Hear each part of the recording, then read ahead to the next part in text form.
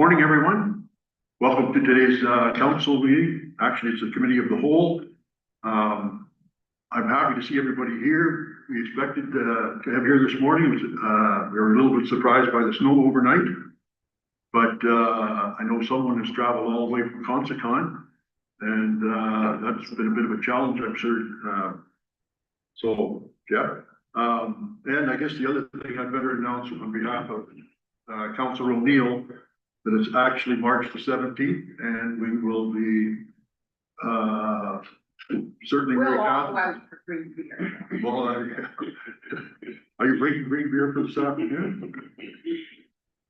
But I'll start the meeting then at 9:31, and I'll confirm that all members of council are here, as well as our municipal clerk. I'll read the territorial land acknowledgement. We respectively acknowledge that the township of Allum-McCullum is located on the Mississaugan-Ashaninbeck territory and is the traditional territory of the Mississaugan-Ashaninbeck.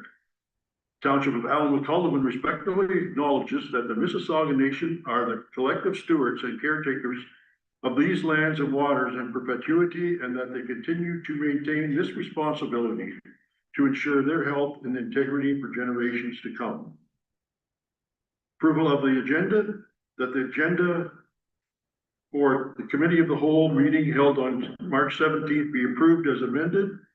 And there is an amendment that the notice provisions of the provincial procedural bylaw be waived to permit the addition of a closed meeting item on HR matters as an addendum.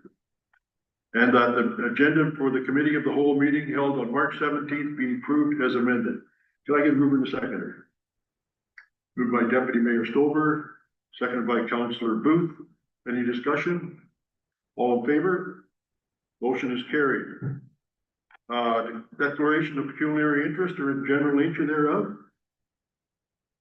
Seeing none, we'll note that. Delegations and presentations. This morning we do have a delegation, and it's an update from the Campbellford Memorial Hospital redevelopment project. And the delegation is led by Jeff, correct me if I'm wrong now, Hohenbeck? Hohenkirk, I'm sorry, yeah, Hohenkirk, okay. And Terry is not attending, I guess, this morning. That's correct. But we do have some members of the board, I believe, here. So would you introduce yourself, please, just for information? Hello, I'm Trish Wood and I'm the director on the board. Thank you, Trish. I'm Peter Mitchell and I'm the communications manager in the hospital. Well, thank you both, Peter, for coming, and we'll let Jeff come forward and make your presentation, please.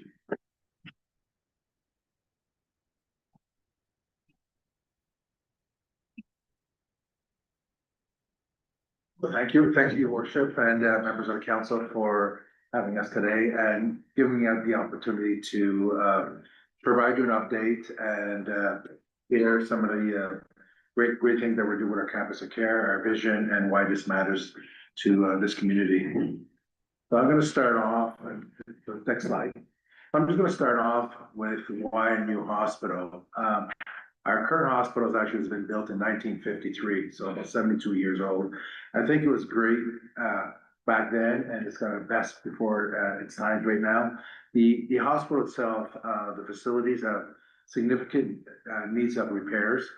It lacks a lot of modern technology. There's no negative pressure rooms. There's no adequate heating. There's real challenges in a 72-year-old building. Currently, the hospital is actually going with a lot of capacity challenges. We just don't have enough beds, enough sizes of our rooms. And what's happening is we're starting to see patients in the emergency department waiting too long, or not enough beds for our patients to be admitted, and it's getting worse as the population grows. Our inpatient challenges, most of our inpatient rooms do not have bathrooms. So what happens is that you'll have to relocate yourself to find a bathroom if down the hall.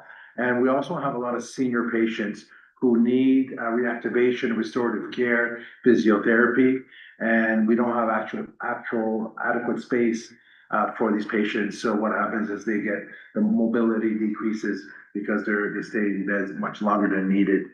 Our emergency department challenges, again, not enough beds, tight quarters, not enough entrances for our ambulances, and no secure or private rooms for our rising mental health patients who are coming into our hospital. Also, all bathrooms in the hospital is not appropriate in terms of wheelchair accessibility or walkers. And what happens is the challenge where we have for our patients to actually access our bathrooms. So redeveloping our existing hospital is actually not adequate and not functional for today's modern healthcare. So next slide. So before I get into our vision for the campus of care, I just want to just talk a little about why it matters and the healthcare challenges in Ontario. So there are key trends that are really we're seeing in healthcare. There's a rapid growth of across Ontario. The population is growing. The significant aging of our population as well. We're seeing a rising chronic disease, mobility. We're seeing an increase of patient care needs. So patients who are coming now, they are living longer, they are older, but they're also sicker. And we're seeing a growing pressure on hospitals and emergency departments. So in Ontario, as well as what we're seeing we're facing significant demands over the next 2 decades. We're also seeing seniors over 65. Today, we're at about 2.6 million in 2020, and in 2040, so in less than 15 years, we're going to see 4.2 million increase of our seniors. And we also have a high population of 85 plus. We're going to see that double, and that we're seeing in our area, in our communities, that the aging population is actually aging much faster than we're seeing in the GTA in Toronto. So what we're seeing with our aging population is a significant increase in healthcare demand. So this demographic shifts major, and the complications we're starting to see right now have already started. We're seeing a huge chronic disease rise. Conditions that we're seeing is dementia, diabetes, osteoarthritis, cancer, and kidney diseases. And these conditions require ongoing hospital needs and special services, which we're unable to provide. We're also starting to see now a double of our patients in terms of people with major illnesses. Back in the day, you would come to the hospital with one condition. Now we're seeing patients come with multiple conditions.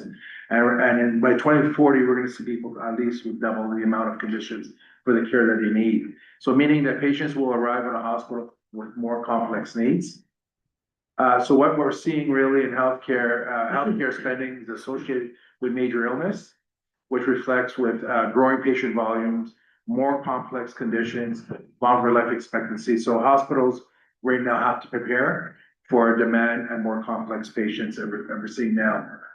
Currently in our area, the fastest growing conditions are kidney disease, hearing loss, Crohn's, colitis, substance abuse and disorders, and dementia. And along with in 2040, which is again less than 15 years, we are starting to see osteoarthritis with aging, hypertension, asthma, diabetes, and hearing loss. And we're starting to see an increase in expected major illness between the ages of 70 and 89, which is the population we're serving right now. So these trends are more seniors are needing more hospital care, more patients with multiple conditions are creating a bigger demand in emergency department and inpatients, and increasing pressures in our regional hospitals. So hospitals like Campbell Memorial Hospital will play a significant increasing role, critical role in supporting the healthcare system. And why Campbell Memorial Hospital matters in the region is it provides a local emergency services, our inpatient care, but we're also considered as a relief valve for our other hospitals like Northumberland Hills and Peterborough, and as well as Quinte Healthcare, because they're already at over capacity. And right now, Campbell Memorial Hospital, it is seen and can be seen in the future as a relief valve to provide more services and support more rural access to healthcare, and it will enable care closer to home for the aging population. So a strong CMH helps the entire region's healthcare system to really function effectively. So now I'll go to our vision.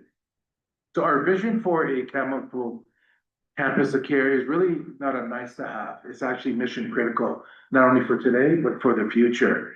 So we have donated 48 acres of land, which we're currently working on zoning and severing. But the new hospital will focus on improving access to care, private rooms, full services, advanced restorative care for our patients, new infrastructure and technology, and possibly providing more services closer to home like dialysis and MRI. We're also partnered with a new long-term care home up to 256 beds. And that will also help with our long-term care needs within the area. Additionally, potentially, we will be building supportive housing, community mental health clinic, geriatric assessment, a network, professional offices, and green space. Our project right now is scheduled between 6 to 8 years in order from design to build. Next slide, please. So CMH is actually very essential services for your community. And if you look where your community is, you have choice right now where you can go to Northumberland Hills or you come to Camelford. But as I mentioned earlier, Northumberland Hill Hospital is already at full capacity. Also, Peterborough as a regional hospital are at full capacity. So we do believe as we build a hospital, people will come. If we build the right services, people will make choice, and which will allow other hospitals to be able to serve their community and Camelford Memorial Hospital to be able to thrive your community. This really represents a portion of geographically in the catchment area. So we're taking utilization of the region, but also by municipality. And we really do believe that our hospital is a critical partner in delivering integrated care offered by all hospitals. So we are partnering with other hospitals, making sure that the services that we do provide is complementary to the system and not just a duplication. Next slide. So our new hospital planning, currently we're working with a consultant who are really doing a critical planning phase right now in understanding the extent of range and programs that we actually need. Making sure that we offer services that are needed for our community. We're also making sure that we're doing a comprehensive consultation with all stakeholders, including our patients, our staff, our regional healthcare providers, our community members, municipality governments, and our Indigenous communities. We also have a board-led municipality communications committee that is really doing some engagement in the community to ensure that we really understand and identify the needs that's most pressing in our area for healthcare needs. In our plans, we will be factoring demographics, population health, emerging medical advancement, our hospital strategy and our priorities, which will actually play a significant role in the future of our hospital. Our goal is really to ensure that the new hospital delivers high quality, accessible care that's tailored to the unique needs of our community, while aligning with the broader provincial healthcare objectives, which is more primary care, better access to specialty care close to home, providing care for adults who are living with complex conditions, and also serving our patients with addictions and mental health. Next slide, please. This is a slide that really just depicts what the ministry's health capital planning process is. I won't go into detail, but what this is the ministry's process is broken down into 3 phases and 9 stages. So the phases are early planning, detailed planning, and construction. We're currently right now in the early planning phase, but we're at stage 1.2. So what that means is stage 1.1 is we made a case that we need a new hospital and we got approval. And with that approval, we received planning money to actually plan of what do you need. So the company that we're working with is actually doing an assessment with all the consultation in terms of what type of services do you need, what type of services does the region need, and then that will actually form our 1.2 submission. Once that goes to government by the fall, then the government will come back and say, okay, now that you've identified what you need, tell us how many beds do you need, what type of services you need, how big are your programs, what size of your hospital, and that will actually be done right after as well. Jeff, can I interrupt you just? for one second? Absolutely. It mentions part A and B. Yeah, so part A and B was actually done together. Okay. Yeah, so part A and B at 1.1 was really, making our case of why we need a hospital. Okay, And once you submit that, it actually comes back, and then part B is to validate all that work that we've done. So that has been done, took about 10 years to do that process. And once we got approval, now we are in the 1.2 stage. thank you. So this whole process is between 6 to 8 years.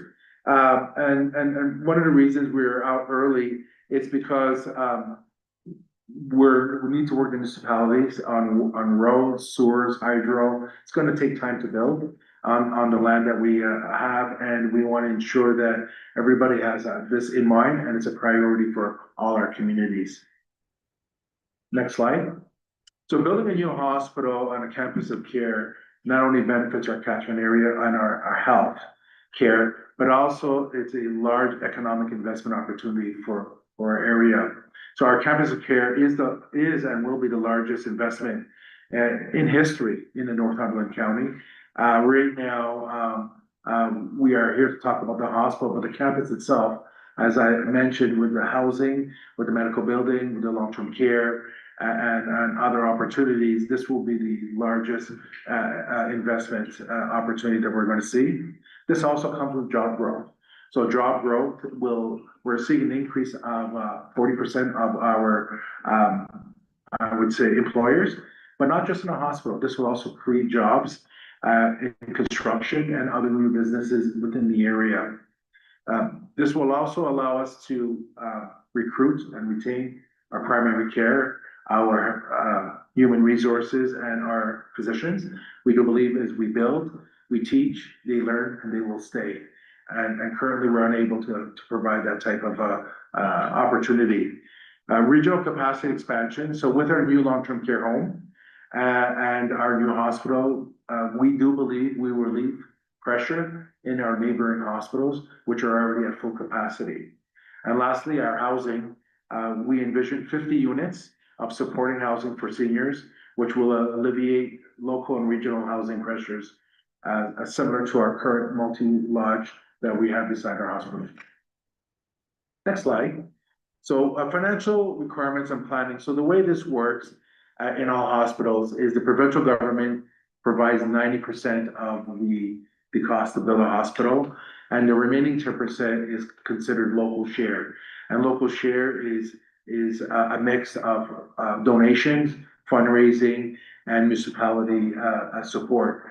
And based on the formula, the cost of furnishing fixtures and medical equipment is not covered by government. So the formula actually kind of switches up and it becomes a 30% local share versus a 10%. But we'll know more detail as we get closer to the build of the hospital and what technology and what equipment that we can actually transfer and what equipment that we'll need to replace. So currently, the hospital is really researching a comparable Ontario rural hospital redevelopment projects and see how local shares was developed and how different municipalities based on population, households, and the contributions that were given. And so we will come back with better estimates that will be available in the late 2026, which will be the first phase of our capital planning. So we will know what type of services that the government will allow us to build. And then once we have that, we'll have a better sense of what this can cost us. So next slide. So how can council help us? A resolution identified that the redevelopment for this municipality is a priority. Engage in promoting upcoming community engagement opportunities to ensure that there's broad public participation, and we will come up with a list of where we're going to do town halls, how we're going to engage the municipality. We will also want to make sure that you continue advocating as a partner to the provincial government, emphasizing that rural equity and physician need and economic impact is important, and really help us begin to explore options for the future support. The last line I won't go into, but that really just kind of shows the service volumes of totality of of Campbellford Memorial Hospital.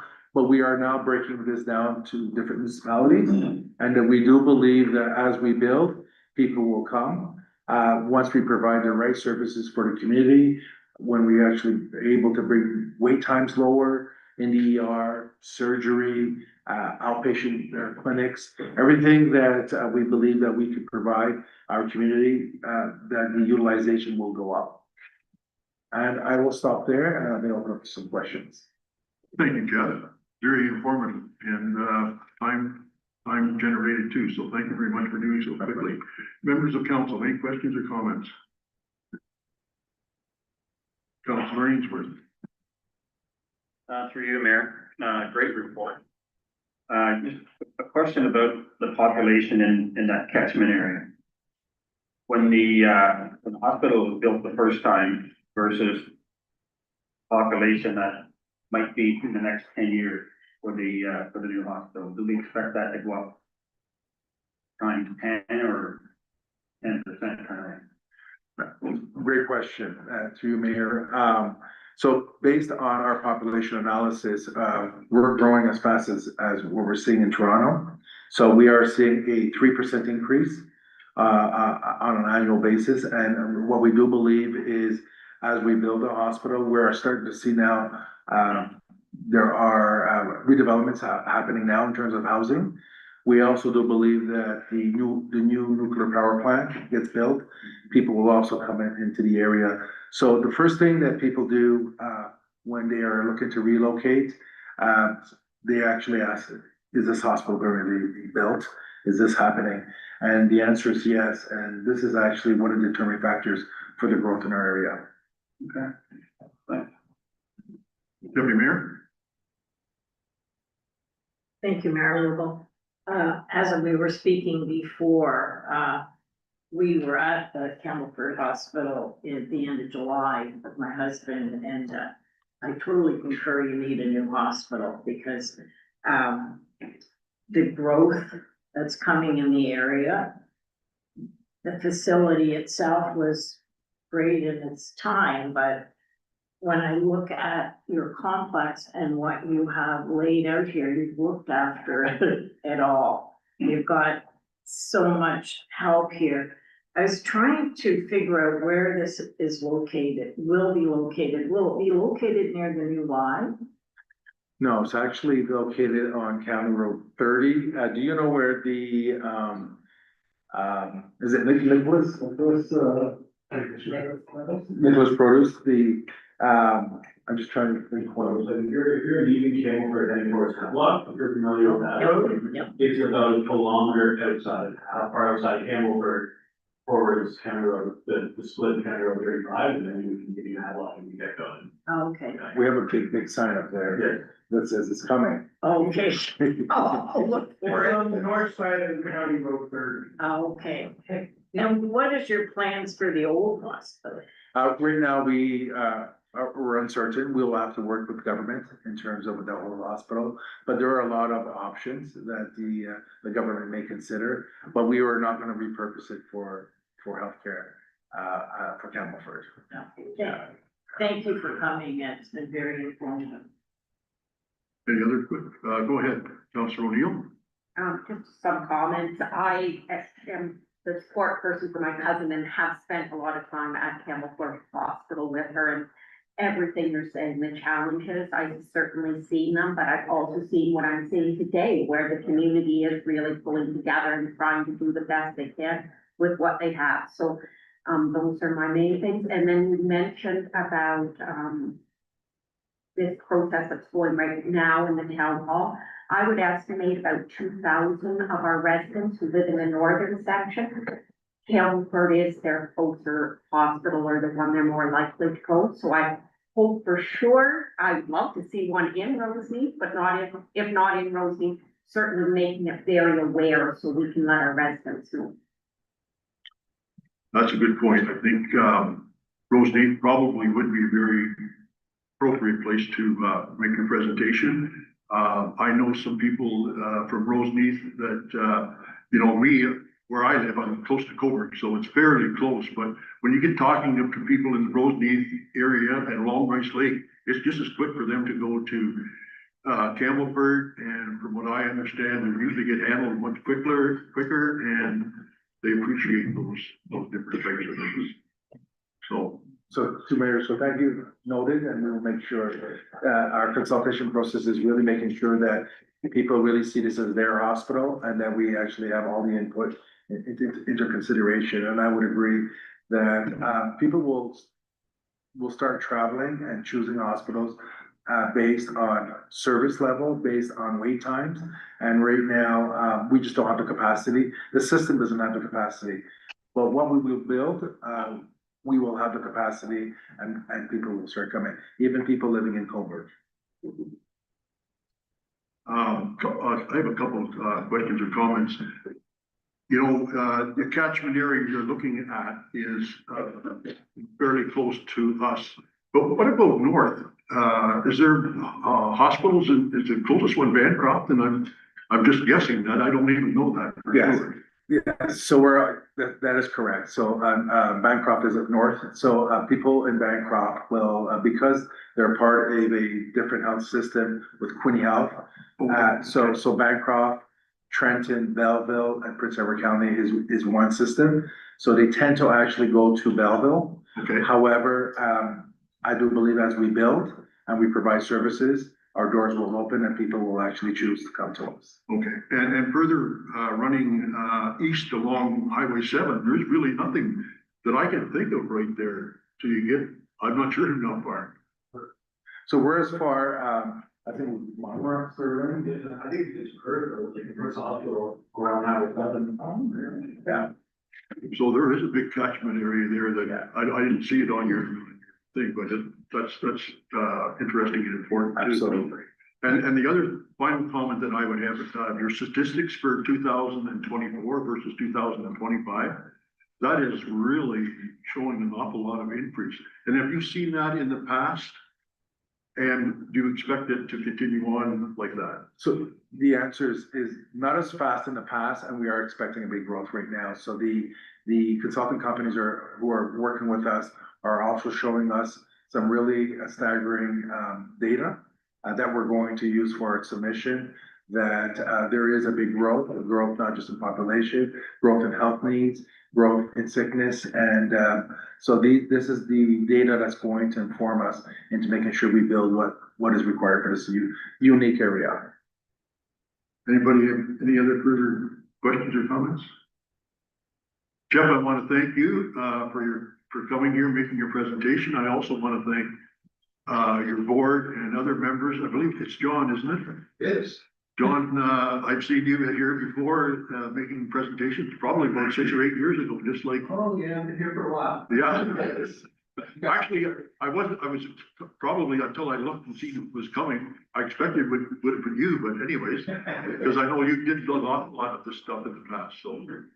And your friend there beside you, I don't want to say for sure, but I don't want to say it because No, this is Jim Curl, who is the Who donated the land. very generous, local resident who's donating 48 acres of land for the construction cost. yeah, I was going to say that, but I wasn't 100% sure, and I didn't want to. Although I'm sure everybody would be happy to be considered as donating 48 acres. But anyways, I'm glad to see you here as well. It means an awful lot to the members residents of Trent Hills, as well as Campbellford and way down here. So thank you very much for coming. Jeff, thank you very much for your presentation. Thank you very much. Thank you, Mayor. Thank you.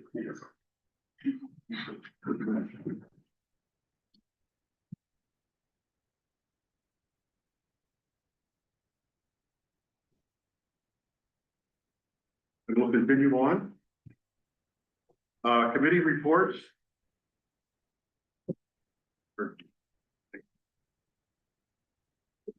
Before we can finish up, we got a presentation by Jeff, that the committee of the whole received a delegation from Jeff Onenkirk regarding an update on the Campbellford Memorial Hospital redevelopment project for information. Can I get a mover and a second? Moved by Councillor Booth, seconded by Councillor Ainsworth. Further discussion? All in favor? That's carried. Motion to receive committee reports, and we have committee reports, from 6.2 to 6.4. And I'll read the resolution, we'll get it on the floor, that the agenda items 6.2 to 6.4 on the March 17th, 2026 Committee of the Whole meeting agenda be received for information. And the first one is from the Alma Caldeman Libraries from January the 12th and February the 9th. We also have the Parks and Recreation Advisory Committee minutes of March 9th. And the Haldeman Memorial Arena Recreation Complex Fundraising Ad Hoc Committee of March the 4th.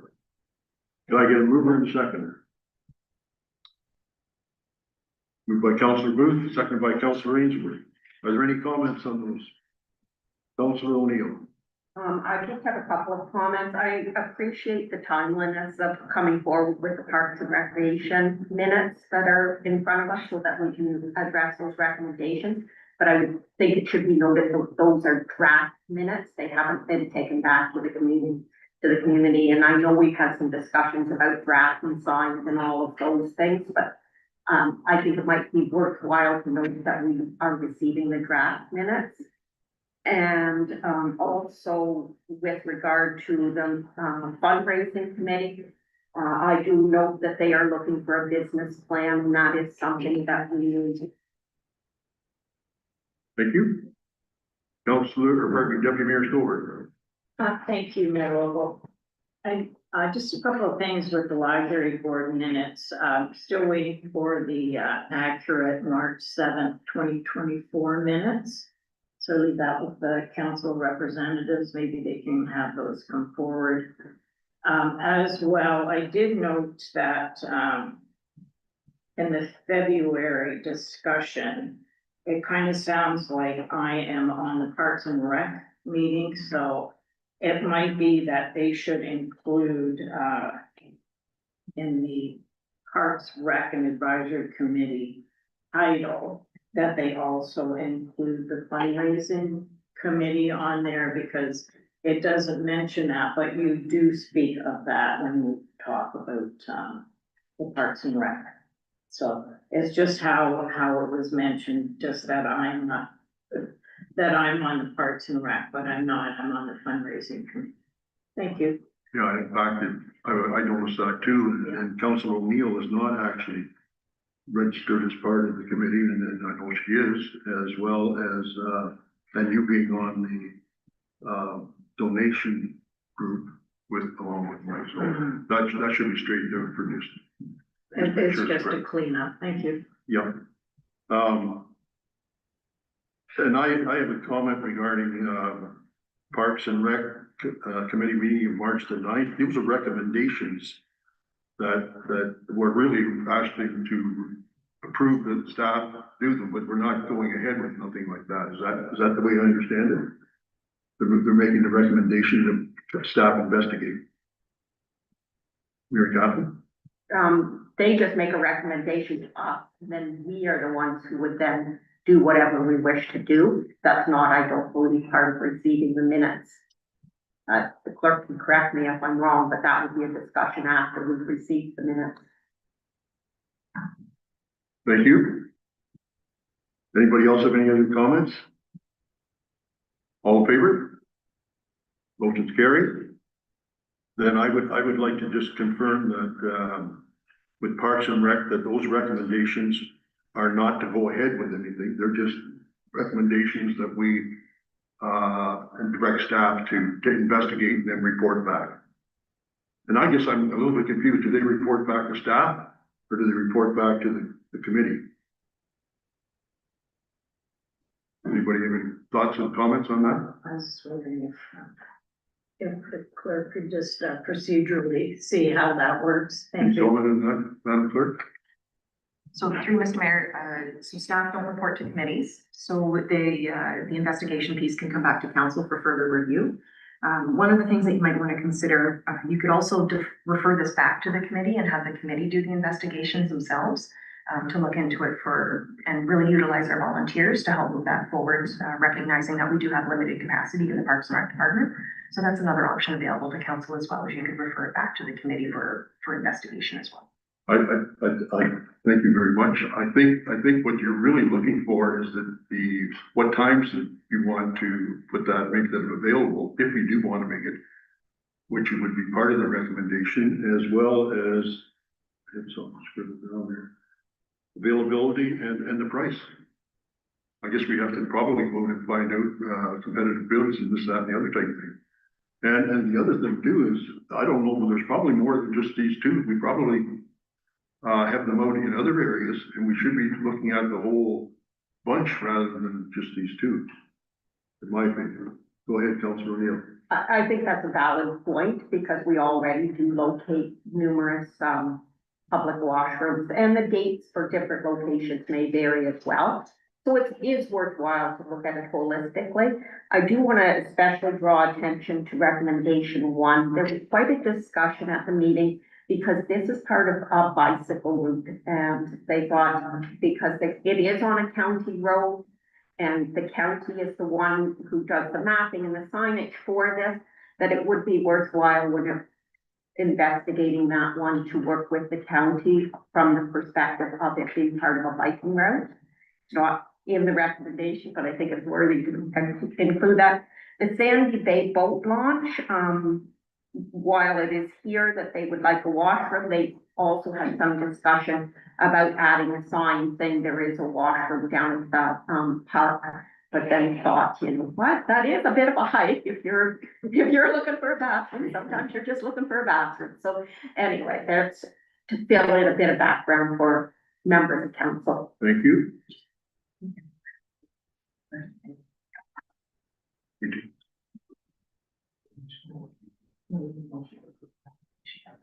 Oh, okay.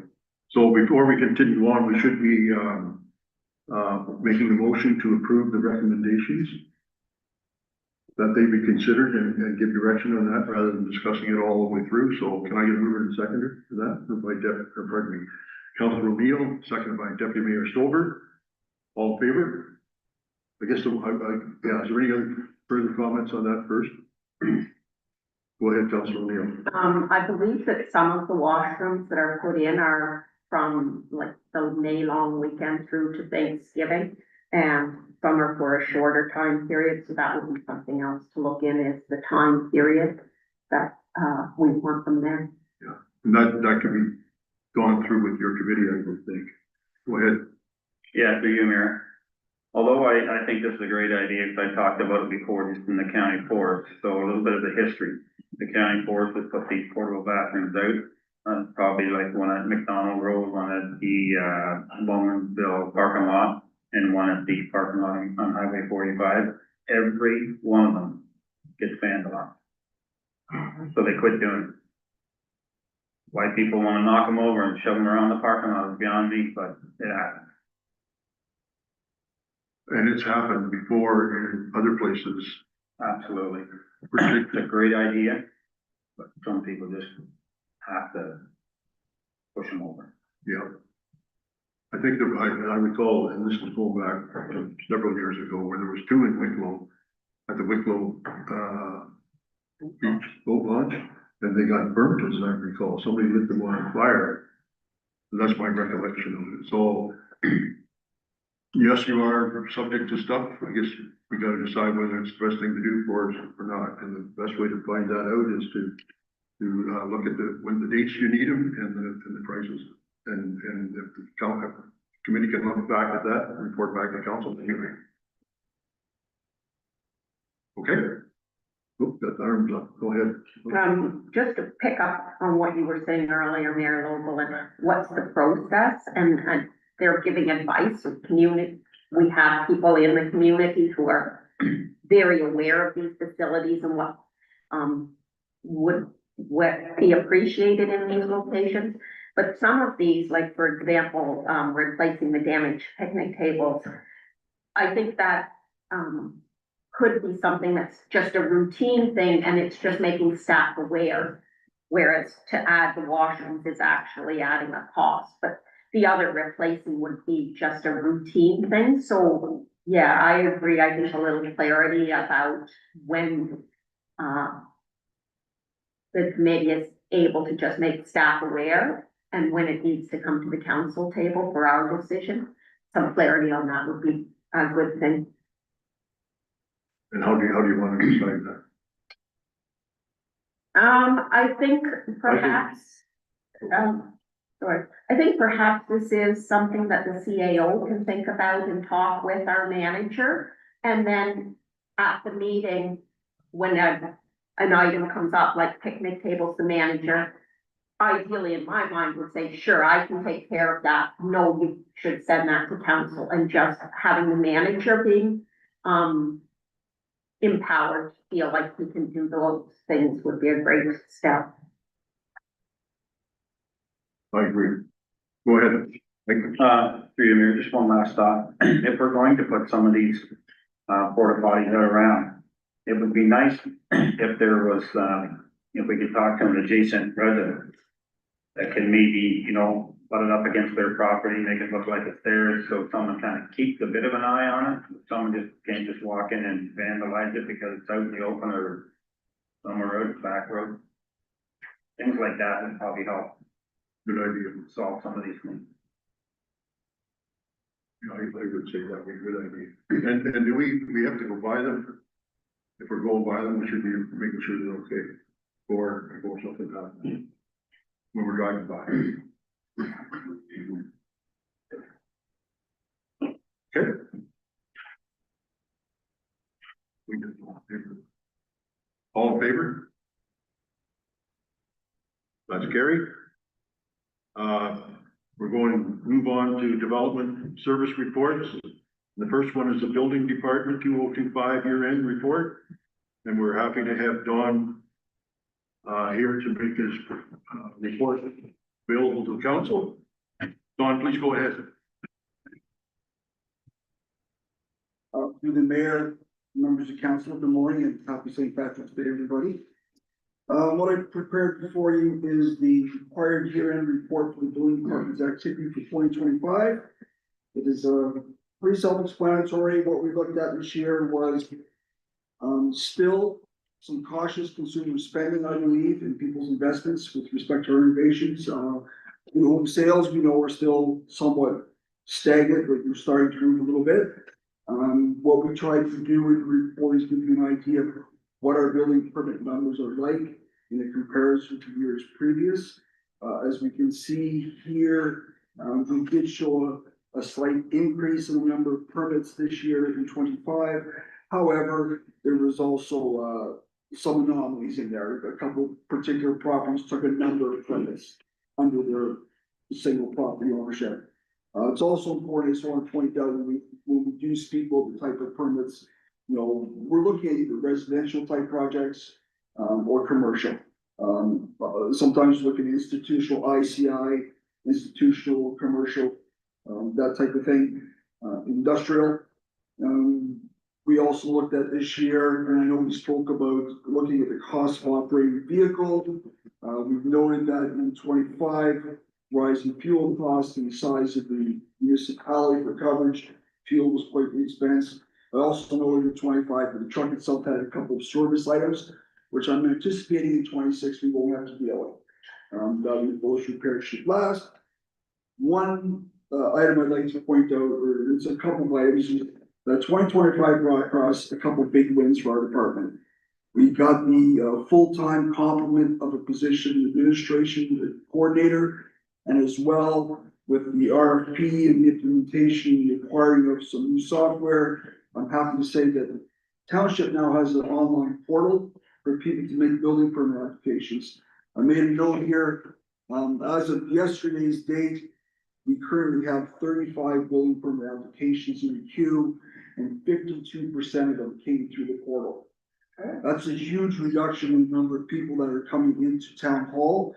It's also a huge reduction in the amount of paperwork that's generated. Every nowadays is being shipped over through the World Wide Web and the internet into our software program. We're going to be able to run different types of reports based on information, and we're quite pleased with that. Otherwise, my outlook for 26 is again going to be somewhat cautious. I know that a couple of builders are gonna be putting a little bit of a stronger push on sales and marketing.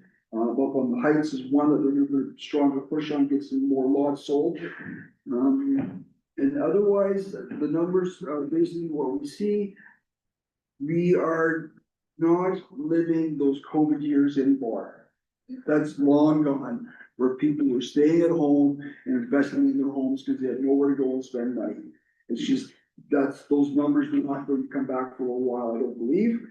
Our big goal for 26, now that we've jumped completely into the digital world, we have a lot of archiving of the remaining paper files from 23, 24, and 25. 2026 is a bit of a new one for me.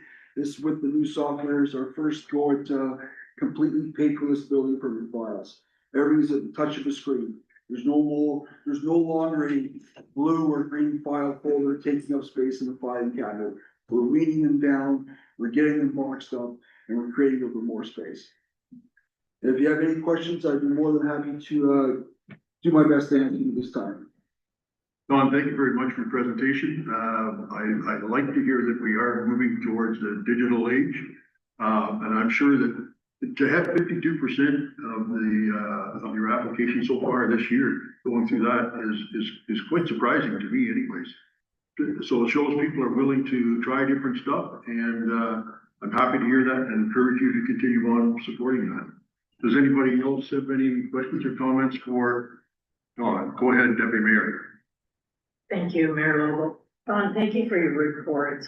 Very informative. With our gas prices up, I see how you increased your transportation fees and trying to keep ahead of that.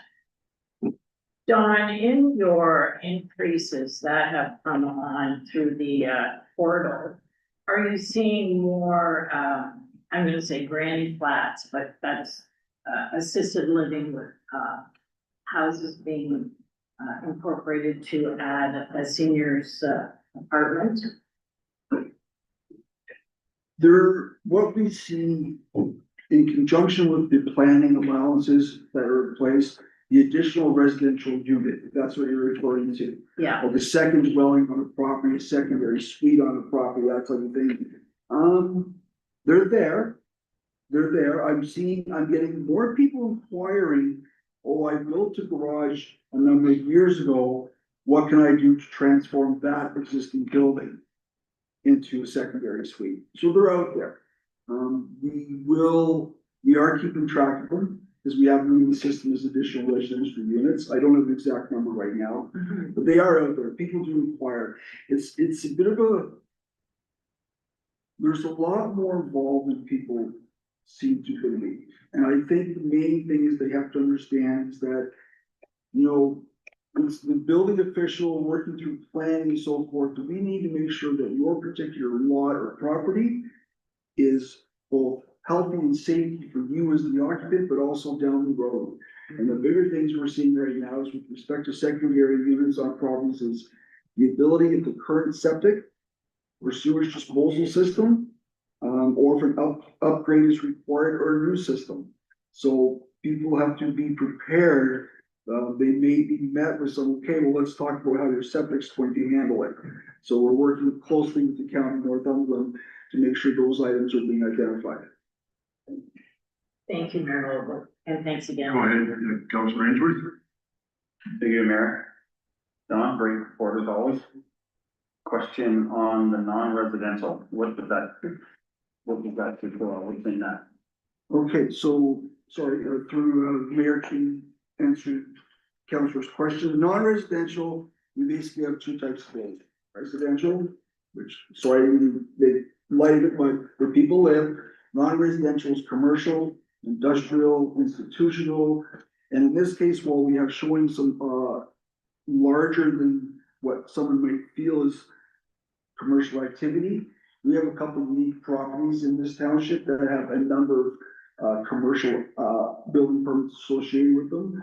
I know over at St. Anne's alone right now, I have 10 active permits in place. And I know over at, another one of our local, resorts, Whispering Springs, they had to, take care of a number of commercial applications as well because of the business operations going on there. And those were all brought in last year to get them, in place.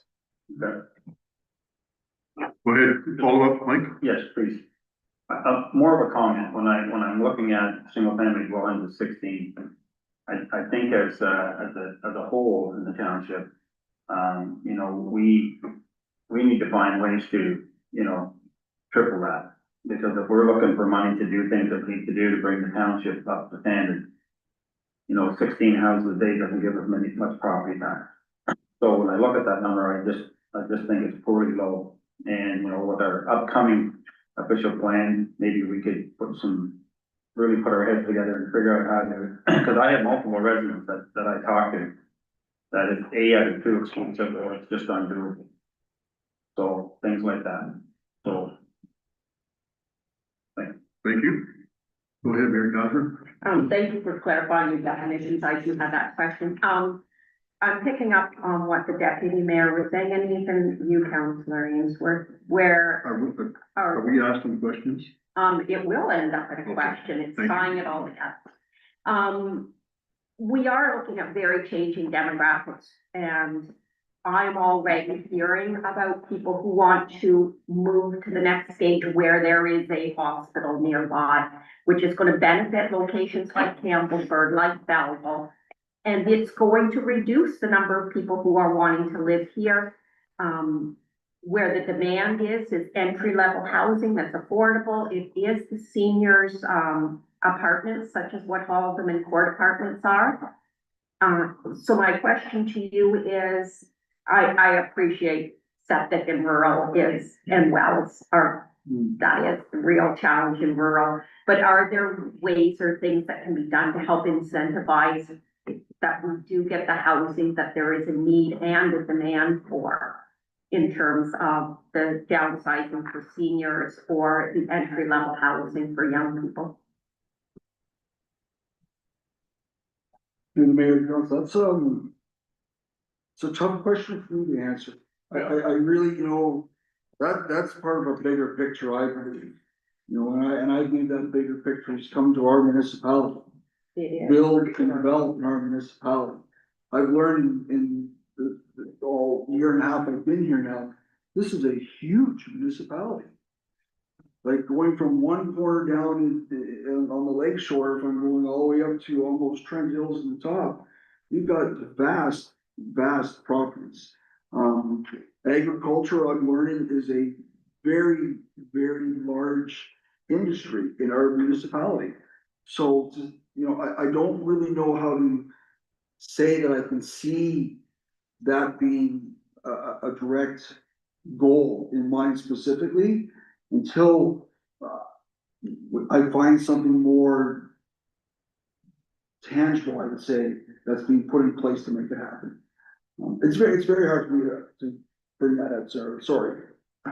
You follow I do, just a note that is, we already received the minutes from, or not minutes, the notes from our last task force meeting on housing. So we are looking collectively between municipalities in terms of how we can incentivize those things. But do you see any other challenges other than the septic and water that's really making it hard for someone to do a secondary unit, or whether, and the temporary secondary units as well? I know we changed it so that there's one right around the corner here, but you know, are there things, other challenges that you're seeing other than the septic? The other challenge I am seeing is when individuals will take it upon themselves to create and start the work without a proper review. Right. That is a challenge. I'm learning as time has moved on, the taxpayers and the members of this community are vocal. And they will, if they see something happening and they don't either one, maybe think it's approved, or two, realize that, you know, I'm paying taxes and someone else should be paying more taxes. We're hearing more about what we refer to as work undergoing without a permit. So that is a challenge because a lot of times we're hearing about it at the very late stages. And we know that, we are not in the business to unhouse people, that's for sure. But the challenge is, finding these people or at least getting the information to them, what their challenge would be to get the approvals in place. It's very, very hard to go backwards in this industry.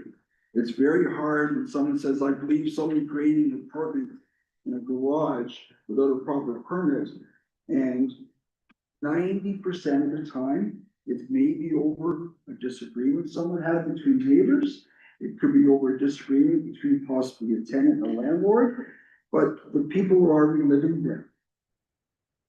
It's very difficult to bring someone into 100% compliance when they've kind of gone so far down the pathway. Bring them back to doing it right and explain it to them. It's tough. It's tough. And it's also tough to explain to them that if you do it right the first time, you do bring added value to your property.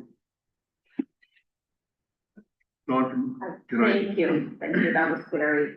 That's pretty interesting to hear what you're saying there. Do you find it here, I know you've worked in other municipalities before, do you find it different in Elmwood versus the other couple? I know you've worked at least 2 municipalities. No, it's, I don't believe it's a municipality thing. It's where I am at this point in life thing for people. What they can do, the best they can do, trying to care for people they need to care for. I did an inspection recently where I went to the home, beautiful brand new home, beautiful home. What is that? I looked to the left into the dining room and there's a bed. And there's an elderly gentleman sitting in a chair. And the example I'm trying to put forth here was, I'm there to do my inspection. You don't have a smoke alarm in this room where this person is residing. So that's the kind of things we see in the industry wide, not just Elmwood. Okay. They had it's across Northumberland. I meet the CBOs monthly from Hamilton, from Brighton, Port Hope. It's across everywhere, and it's also some you know what I mean, across Southern and Ontario. Everybody talks about it all the time. What are we doing with these illegal apartments? How are we going to deal with the illegal apartment? The building code is in place for building permits for construction. It's very hard to come back to some 4 years later where a project is being completed. They haven't heard from anybody, but because someone made an ominous or even not an ominous complaint, and we're required to act upon it, at least we want to make sure basic life safety is there. Smoke alarms, working smoke alarms. Again, it's not just all McCollum, it's across it. Thank you. You have a follow-up? Last one? It is, it's just, when they had that AI presentation in, Port Hope. One of the speakers that day was from out in, I think, BC. Anyway, when they had moved to using, their computer program, but they were using an AI in behind, analyzing who's looking for what. And it allowed to surface that in a way, because everybody wants to hide it. They don't want to come to your attention and have to pay money. But if they could look it up without having to talk to someone, it actually was helping to improve compliance. So, hopefully people will now use that and get some of their answers or questions answered so they feel safer, and it would be ideal if they start to surface a bit more. Agreed. I have one question for you, and I don't know if you can answer it or not, but I heard, through the, discussion with someone that should know a little bit, they were saying that they expect to be relatively slow as compared to what other years were till at least the end of 2027. They thought it was going to pick up a little bit in late part of 2027 and continue on, because you will agree that we are kind of, well, your figures there, just even for residential new houses, 22 and 21 and 22, you were averaging about 70 new houses a month, pardon me, a year, and we're like half of that, or quarter of that even now, so do you have a feel?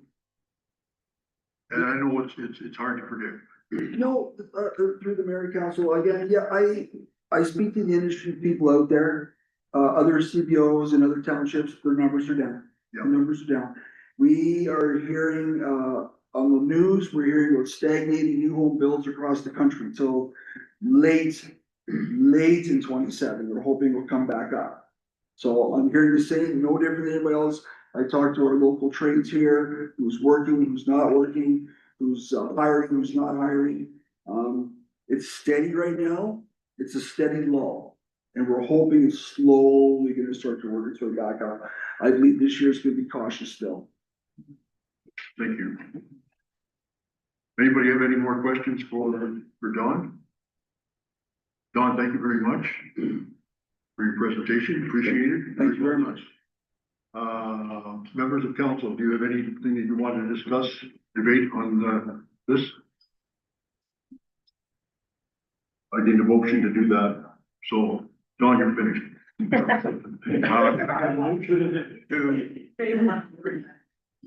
Better make sure I got the right one. Is recommended the committee of the whole receive report BLD 202601 Building Department 2025 year end for information. I get moved by Councilor Ainsworth, seconded by Councilor O'Neill. Is there any further discussion? Seeing none, all in favor? That's carried. Thank you. Administrative reports. First of all, we have the 2025 public sector salary disclosure.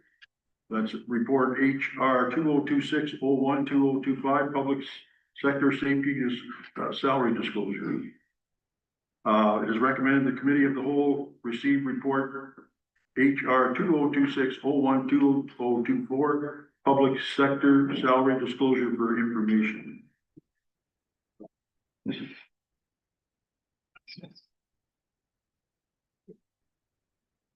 Shouldn't be called by moved by Deputy Mayor Stover, seconded by Councilor Ainsworth.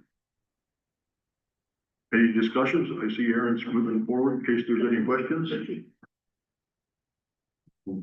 No discussion? All in favor? Oh, sorry, through you, your worship. Thank you for the report. I'm just wondering, can council receive from senior staff the what is it I'm looking for? To get a copy of the payroll grids. We haven't been provided one since a long time, where we actually saw, I don't need to know where the employees are, but we were provided by Pat, the clerk in the past, the grids that show from like grid 1 to 9 or whatever it is. I'm just wondering if we could be provided that, please. I don't know when the last time I got one, but we certainly, there should be no problem. So this council absolutely received one in 2024 as part of a report from the CEO, and I will absolutely forward you the same grid that we shared there. Oh, thank you. Thank you. Mayor Catherine, you have a comment? Sorry, I do appreciate that because I did find the 2024 one. Will the one we received be adjusted for, last year's cost of living and this year's cost of living? Aaron, go ahead. It will have the adjustment for COLA for 2026 and the breakdown. Thank you. Further questions, comments? That shouldn't be too long coming in. All in favor? That's carried. Thank you, Aaron.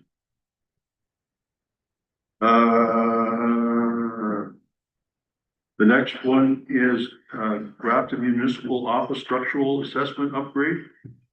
CA 02024 004 2026-04. Grafton Municipal Office Structural Assessment Update. This report was provided by the CAO. Do you have any, you want to make any comments? CAO? I don't have a lot of comments, Mayor, through you to council. The details are in the report of what was delivered. I'm here for questions if council has it. Members of council, are there any questions for, go ahead, Councilor Ainsworth. You, Mayor. No, just a great report again. I'm glad to see this coming. I just, what are our next steps moving forward? do we pick an option or do we let staff carry on with the assessment or needs assessment or whatever needs to be done? Through you, Mayor Vogel. So I think the best answer to that is anything to do with failing infrastructure is to look at it critically and analytically. And I can't answer the question to you, council, whether or not it makes sense to spend money to renovate the building, whether it makes sense to spend money to further investigate the condition of the building. You simply just need to go inside and have a look and you can tell. I do think that the best foot forward is a needs assessment for a municipal office. And it's very possible that that assessment will come back and say that you absolutely should invest in that building. But I think to be appropriate on tax dollars or what gets spent where, the council should have the guiding document. We will be reaching out as part of the 2025 audit reports to inform Baker Tilly, our auditor, that there is no asbestos in that building, and we will be looking for I won't say the correction, but I'll call it the correction in the balance sheet with respect to that. And that's something that we'll continue to drive. That's the obligatory, what's the right word for it? The retirement. Yeah. Retirement of, what's the retirement of? Oh, that's what it is, asset retirement obligations. Thank you. Which is, which was quite disturbing last year when we got it, and, it will be nice to see it taken off and put where it should be. Councillor O'Neill. Just a couple of things. We were provided with the number, but we were never provided with that report. So I would like to see that report, passed on to council about what the asset retirement obligation is, not just for that building, but for all of our buildings. We do have that report from Pinchin. We just haven't been able to see it. So that would be my first, is that I would like that brought to council. And to Councillor Ainsworth, what are the next steps? And it says in here that we approved a needs study in the 2026. Could you help me to see where that was approved in the budget? There's no notes that I see that surround that.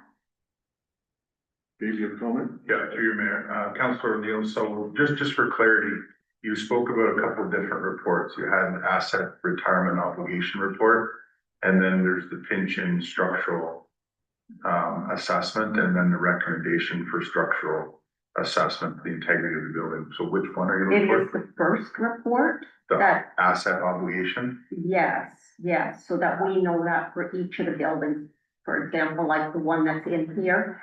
Because I wonder, do I have permission to wander a little bit here? That's the question, Yeah, so for example, it was just based on, my understanding is it was based on the year the building was built. But then when the addition of the library was put on, the asbestos that was in this section was removed. So, I think if council and if the public, because a lot of members of the public intimately know these buildings, they can check the accuracy of some of them, because that might not be the only building that doesn't have asbestos that Pinchin flagged as having asbestos. So I think if we bring that and we all get a chance to look at it, but B, if it is indeed correct, it does impact budget and our long-term thinking on budget, and impacts our asset management plan. So I just think it's information we should have in front of us, A, for accuracy, and B, for planning. Go ahead, Deputy Mayor. Thank you, Mayor Lobo. So I'm, with that conversation, what is it that, Councillor O'Neill is looking for? My understanding of there's an asset obligations. The asset retirement obligation, Obligation report. the first one from Pinchin. It showed that, there was 3 or 4 buildings that were looked at, or pardon me, they made opinions on it. And I understand where you're coming from. the thing of it is, if you do any rework in a building, you have to show that there's no asbestos in it. Right. That's my understanding. So because someone has said that, you know, I remember doing it, I don't think that's good enough. I think you almost have to go and test to make sure that there is no asbestos. If you don't have something, documentation that says, no, there is none. And it could, because, you know what I'm saying, I'd be concerned about the health and safety of people working in there. But if there is documentation that has it stated, then that's all we need.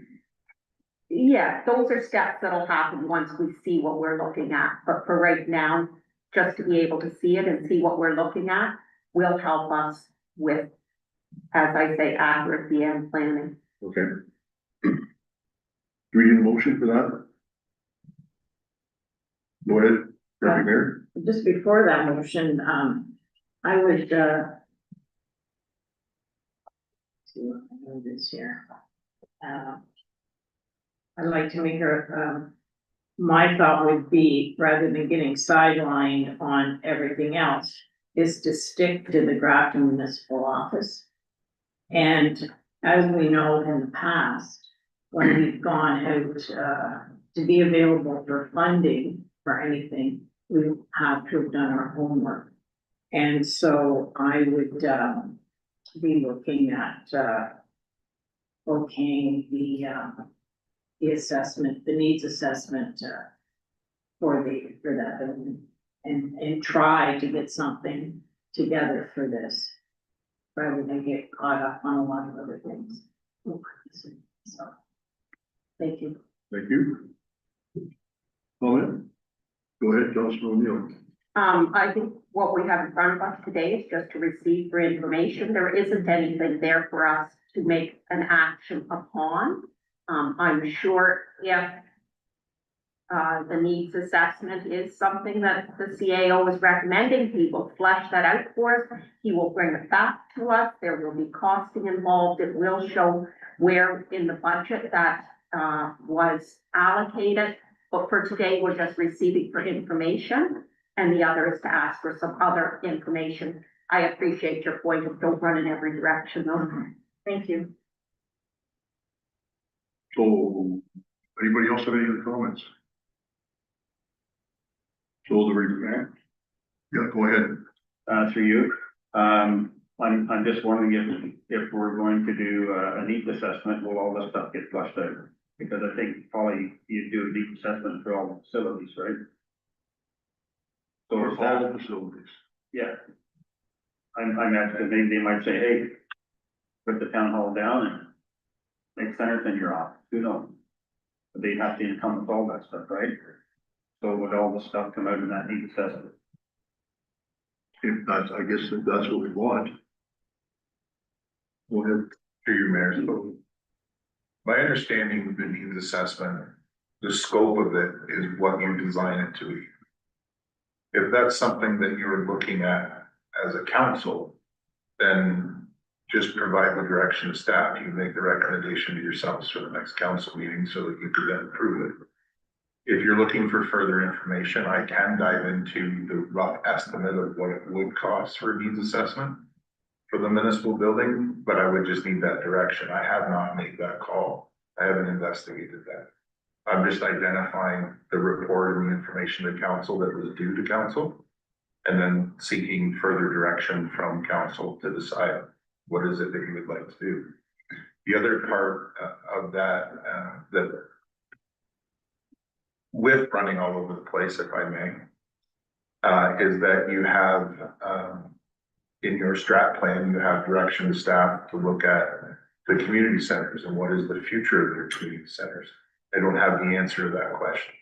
You could also conduct a needs assessment for the same thing. You could combine them as well. There's multiple things that you can do, but you can design a needs assessment to give you and provide you the information that you need, and also provide the public with the opportunity of input.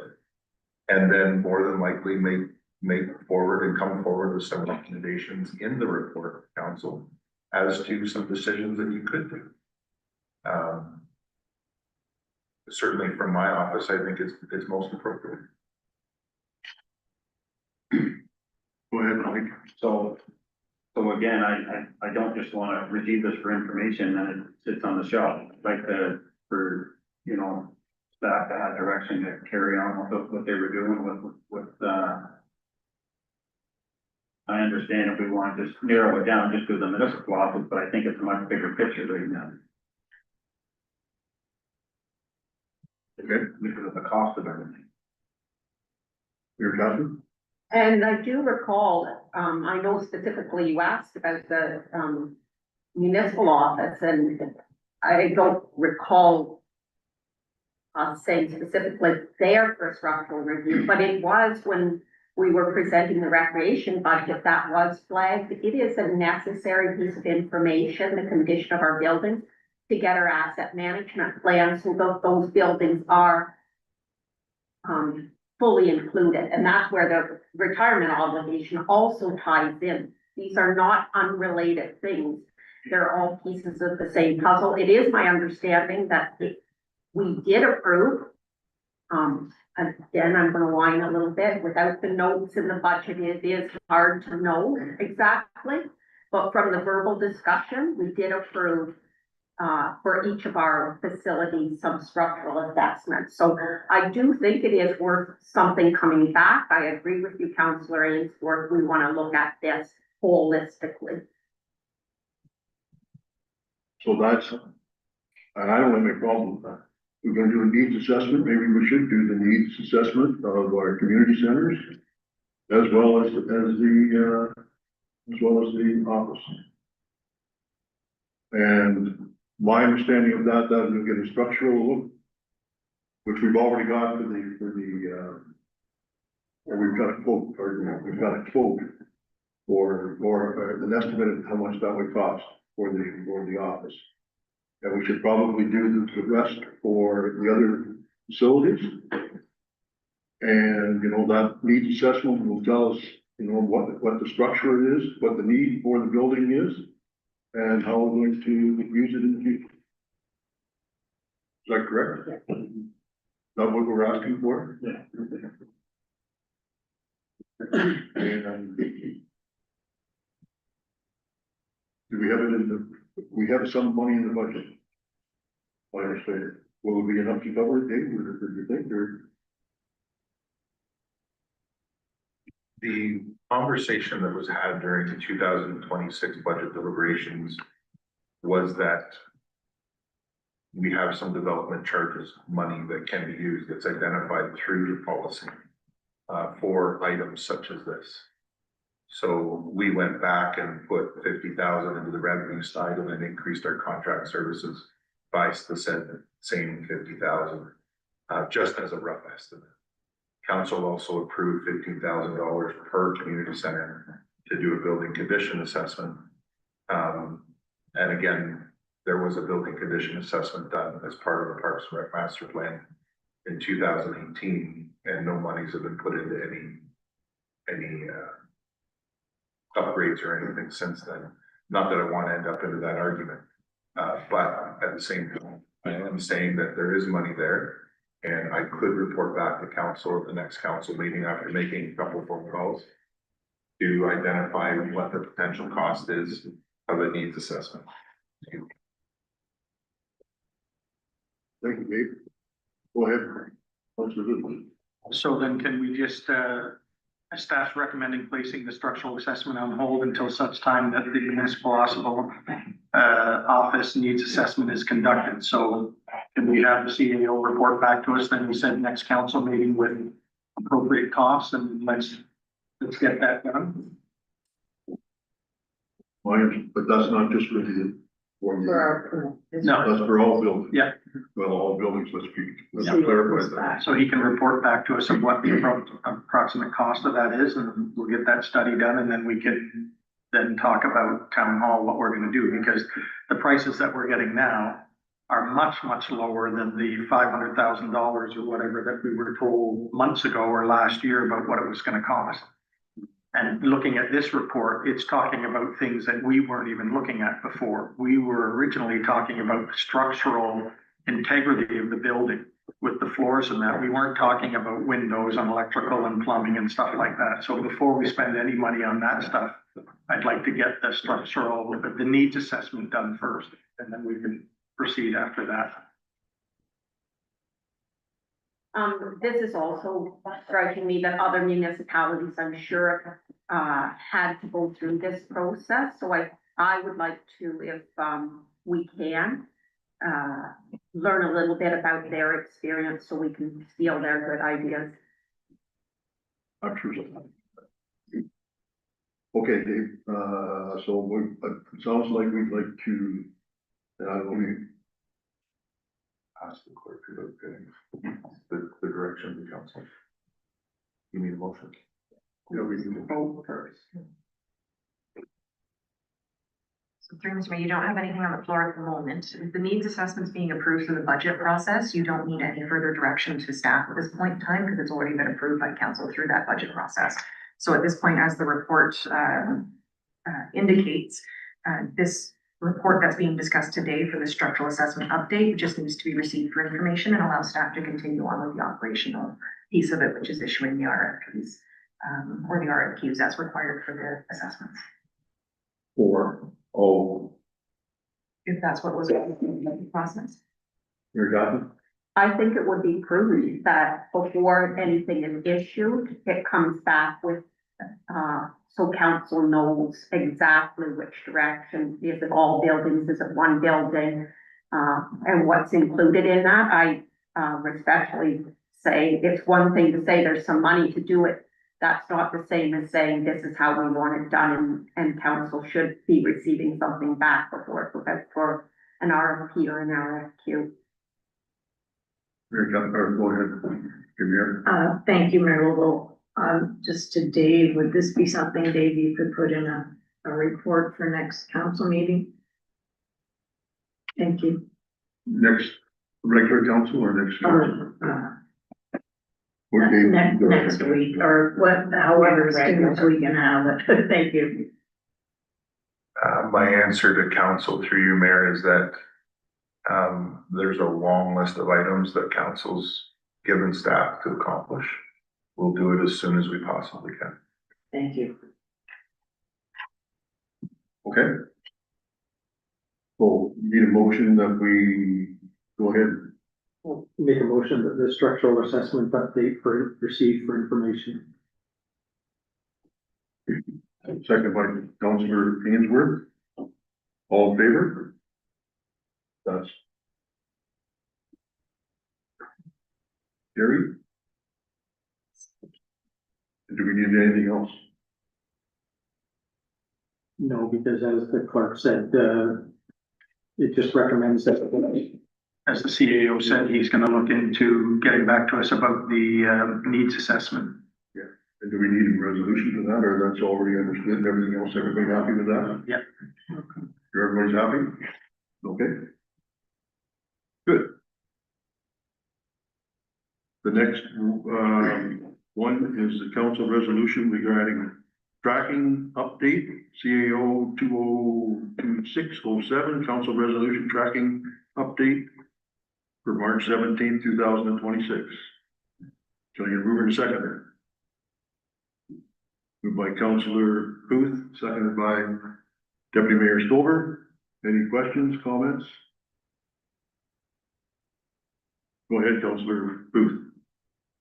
Through you, your worship, I'm just wondering, and Cassidy, maybe you could answer this because I think you were working on it. That I don't see anything from the November 18th committee of the whole meeting that we had, where there was a motion made that at the November 18th committee of the whole, it came from a recommendation from the Parks and Rec Culture Advisory that council hire additional staff to align Parks and Rec staffing levels with other townships of similar size in the budget to assist with grass cutting. And at that meeting, it was moved by myself and seconded by Mary Catherine that the motion be referred to staff for a report back on grass cutting issues in 2025 and the relating staff issues that arose from there, and that was carried. We could just look into that to see if that was Do you have a comment? Through you, Mayor, I can definitely look into it. It would have had to go to a regular council meeting for approval, because you guys don't make decisions that, so I can try to find a council meeting where that was approved at and get that onto that list right away. I'll look into it. Okay, thank Thank you. you. Mayor Catherine? Oh, well, I want to thank you for providing this to council, such a comprehensive document. It's a wonderful resource to keep our council on track, and it provides a clear and organized overview of the decisions that have, the decisions made, actions implemented, and the work that's in progress. This is fantastic. For anyone considering running for council and members of the public, this report helps them understand.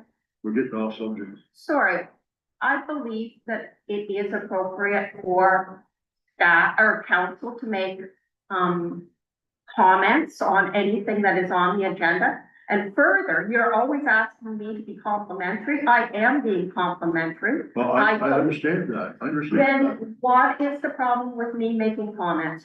I just, you started into, something about elections and this, that, and the other type thing. I'm asking you, where are you going then? I was going to make a positive statement about a motion that I passed, brought to this council table, that all of us supported. I wanted to make some positive comments about how it has been done and how it can be used. And I am, quite frankly, frustrated at the number of times that I am being cut off in the middle of speaking. Well, if you stick to the subject, then I don't mind. But you seem to be going off stage. You're absolutely right. You can go ahead and compliment staff. That's not a problem. I'm not questioning that at all. I'm just wondering why you're bringing up, this could be used for, future councilors. That's what you were referring to. How about you just listen? Well, stick to the subject and I will listen. I will start again. I want to thank staff for providing council with this comprehensive document. What a wonderful resource to keep council on track. It provides a clear and organized overview of decisions made, actions implemented, and work that is in progress. For anyone considering running for council and members of the public, this report helps them to understand the scope of the decisions made by a council. For staff, it shows clearly work accomplished and items being worked on. It will be helpful as managers prepare department updates for council. Like any tool, it may need to be tweaked to work more effectively, but this is certainly a great starting point. I look forward to this becoming an ongoing record and valuable tool to keeping us focused. Is that it? That is what I wanted to say, and thank you for letting me complete it. You're welcome. Anybody else have any further comments? Go ahead, Deputy Mayor. Thank you, Mayor Lobo. This is a wow document. And just a comment I'd like to make. The amount of work that our staff are doing is just phenomenal. And as I'm reliving the history of 2025, I wonder what 2024 will look like, but this is 2025. So again, congratulations to the staff, congratulations to their hard work and their dedication and their continued dedication to Alma Haldeman's team. Thank you. Thank you. Any other comments? I'd like to echo what I've heard from both Councillor O'Neill and Deputy Mayor Stover. I'm sure there was an awful lot of hard work to put this together. But it does tell us how much we've done. I was surprised to see that we had accomplished this much, because there was 96 or 98 resolutions, I believe, in the year. It's phenomenal that we've got as much done as we have. So I'm very happy with it, and I'm happy that Councillor O'Neill wanted to get it on the deck, because I think it's very helpful. And I appreciate your hard work and effort into that. I do have a couple of comments that I did notice. It seems there was at least 3 or 4 times when the bottom of the page was I'll give you an example, resolution 2025-06-10-07. It appears at the bottom of page 14 and then on exactly the same thing on top of page 15. And it happened about 3 or 4 times, so I'm not sure why it's doing that, but it was exactly the same information.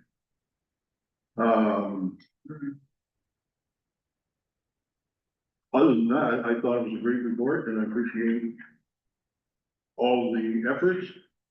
I'm wondering, do we want to change it at all for the next quarter, or do we want all of that information that's already been hashed in there, where it's been shown as complete? Do we want to see it all again? Which I guess is not that much more work, but it's more work. Or do we just want to say, new ones, this is what we completed since the last one, and here's what's left on that hasn't been completed yet, and here's the plan. Go ahead, Mary Catherine. Yeah, I think that's what I was saying, we might need to tweak to figure out how to make it work, and I think to Councillor Booth's thing, there may be some little things that need cleaned up or whatever. This is a fantastic start.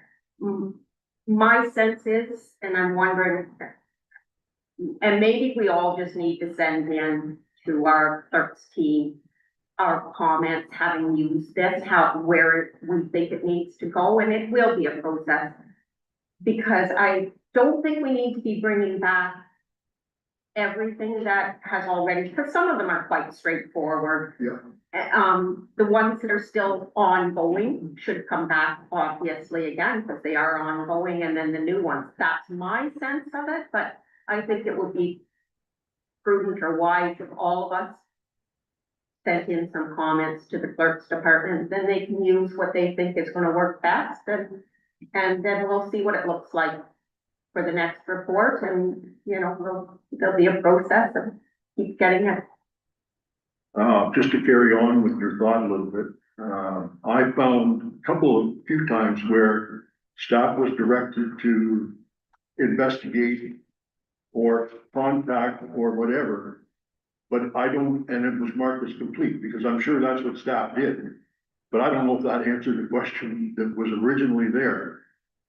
And you understand what I'm saying?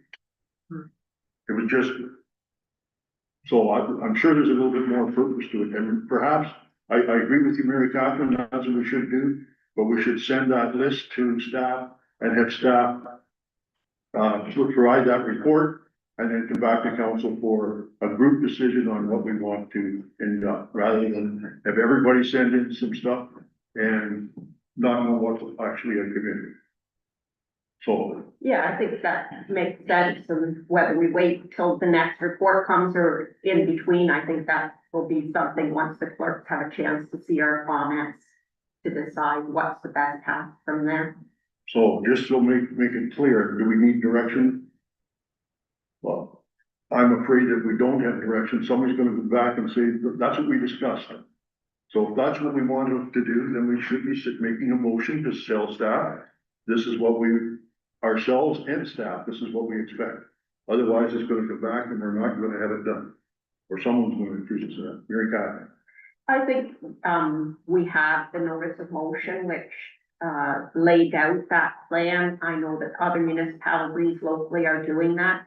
I think we stay with the overall. I don't see anything other than minor tweaking happening from the original motion, and I don't believe that changes the direction in any way. Thank you. Any other comments? Go ahead, Councillor Booth. It might be better in the future that, I mean, the report's been done, it's not like we're printing paper that, but maybe what can happen is you could keep sort of 2 separate lists now. The one list that's always there, that these are completed and they're there, that you can go back if you wanted to see. And the more important list is the ones that are still ongoing or in process. Those are the ones that we as council want to make sure, oh, these 5 or 6 things. So it's not like we're printing it off thousands of pieces of paper. The hard work's been done. I think it's good reference for council that you could go back and say, oh yeah, we did complete this back in, you know, November or whatever. So I would like to see just 2 lists, right? So, and every time one's completed, you could add it to the green list that it's completed and it's done. It's Thank you. easy to track that way then, right? Yep. Any other comments? You want to make a motion to that or not? Or could talk to the clerk if they, however they see that they want to do it. I mean, I don't want to make extra work for them, but she's already done all of this, so. Madam Clerk? So through Mr. Mayor, we wouldn't need any direction at this point any further. It's just, again, as Councilor O'Neill said, it's just tweaking the existing report just to make sure that the correct information or the information is presented in a way that works for council. So that is something we can do. I do want to take a minute to thank Cassidy Sweet, our deputy clerk, for going through and pulling all of these minutes and the resolutions throughout Compass. So I know it was very time consuming, as well as to create the spreadsheet to begin with, as well as a massive thank you to our senior team for going through and reviewing this, especially on such short notice with the Q1 deadline quickly approaching. So it was all hands on deck and everybody came together to make sure that this was presented to council. So I'm happy to hear that you're happy with it. We can certainly split them out into two different lists, the completed and the in process going forward. That's not a problem. That makes it easy. A little bit of finessing on the back end, but easy enough for us to do. The other piece of it as well is just following up on your comments there, Mr. Mayor, about some of the resolutions showing up on 2 pages. So I'm just checking the page 14 and page 15 example that you did. It's for some of the multi-part directions, there's resolutions with multiple pieces of direction within it. We split that out per direction. So the same resolution will show up twice, but it's a different task to be accomplished that's listed in the next section over. So that's why you might see a duplication. Now it's just checking the one. We will check the other ones as well. Okay, Great. thank you. And were you finished that one? Moved by Greg and seconded by Deputy Mayor. Any further comments? All in favor? That's carried. Use of corporate resources for election purposes, policy 2026. CLK 2026-03, use of corporate resources for election purposes, policy 2026 for the 17th of March. It is recommended that the council committee of the whole receive report CLK 2026-03, use of corporate resources for election purposes, policy for information, and that the committee of the whole recommend to council that the use of corporate resources for election purposes policy be approved. And that's council recommendation. So can I get a mover and a second, and that'll come up at the next council meeting? We're going to prove it as we normally do for anything else in the committee of the whole. Moved by Councilor Booth, seconder, Councilor Ainsworth. Any discussions? Go ahead, Councilor O'Neill. And I apologize, I can't see where I made my note, but there was one in there about the use of facilities. And I'm a little bit, just want to make sure that it can be used for, meet the candidates events or the event that they had up in Pinella last time that was hosted by the Chamber of Commerce. Just making sure that the wording there allows for those kinds of events to happen. Madam Clerk. Thank you. Through you, Mr. Mayor, to Councilor O'Neill. That is one of the revisions in this policy this year, to be consistent with our neighboring municipalities and other municipalities throughout the province, that the use of facilities for any sort of campaigning is being restricted. And that is to ensure that the municipality remains 100% neutral in issuing and conducting the municipal election. So we do have some great facilities, private facilities that are in the township, whether it's the Legion or any of our churches. There's some great corporate locations as well with conference halls that can be used. So that is one of the changes to, again, ensure that we're maintaining a neutral facility is to prevent the use of those for anything campaign related at this point in time. Thank you. Is this a new policy or is that something that we haven't done like we're supposed to? So through Mr. Mayor, it is the, for the most part, it is the exact same policy that was presented in 2022 with a slight few tweaks just in terms of rearranging some of the clauses just to fit within better better locations within the policy itself. So there was some sort of just internal movements of the clauses. The 2022 policy did have a notwithstanding clause that it did allow debates as well as campaign meet the candidate sessions. However, again, upon review of neighboring municipalities as well as what's the typical standard across municipalities in the province is to prohibit those sorts of events in municipal facilities. Because again, we want to make sure that the township is remaining 100% neutral and that no candidate is given an unfair advantage overall by the municipality. Plus, we also don't want it to make it look as if we are endorsing in any way, shape, or form by allowing these events to happen at that facility. So we're taking the stance that just preventing those within our facilities and promoting, again, some of the great local conference centers or meeting spaces that already exist from an economic development perspective as well, is something that we're looking to do for this election moving forward. Thank you, and I gotta say, that's a little bit different than what I'm used to, and probably, I can remember 10 years ago, there was something going on at the arena. And 10 or 15 years ago, I forget what it was, I think it was an auction or something like that, or before the elections, we were asked to introduce ourselves as people were walking in. Probably. Good idea. No, but it was encouraging at that time, I'm pretty sure. Go ahead, Councillor Booth. Through you, your worship. Thank you for the report, although I'm going to disagree with that. I really think that when we had the meeting in here 4 years ago, that was, the building was supplied by the town. Well, actually, the building didn't supply by the township because of smart events that had to rent it. I think that was one of the most attended thing where people could come and see the candidates. And I don't, in my belief, I don't think it's the township supporting anybody. Anybody that chooses to run for election was given a table to set up and people were free to come in and talk to them. And I believe what I've heard from the constituents is that they like that. I'd like to see that at Fenella and Roseneath and Centerton and Vernonville, that the township allow the building here, that people that are going to run for election or whatever be given the opportunity. Nobody's given any advantage over anybody else, and you can all speak for yourself. It was very well attended here, and I'm hoping that that continues. I mean, we want to get out there and we want to get people to come and be more informed of who they're looking at voting for and things like that.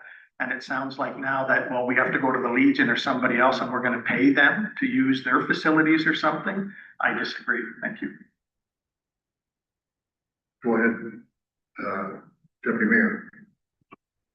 Thank you, Mayor Lobo, and as to our clerk. I was just listening to Councillor Booth, and he mentioned that a resident had rented the facility by themselves.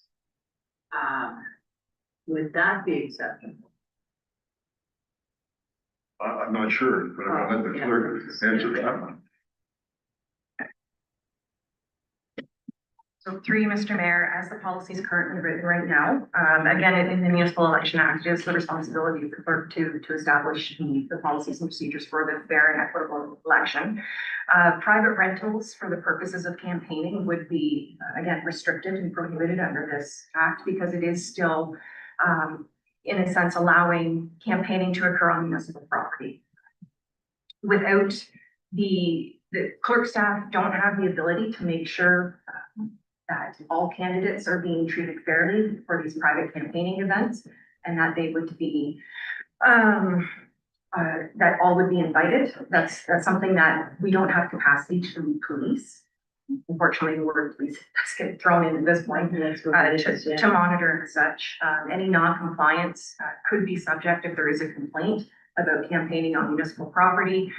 Or any unfair advantages that anybody perceives, could be subject to a audit by the Joint Compliance Audit Committee, which does have a hefty price tag. I believe we're looking at around the $300 or $350 mark per member to attend that committee, plus staff time and mileage. So if there is a complaint, it could end up costing the township additional funds. So it's one of the ways that we can protect and mitigate sort of any complaints against wrongdoings during an election or unfair endorsement.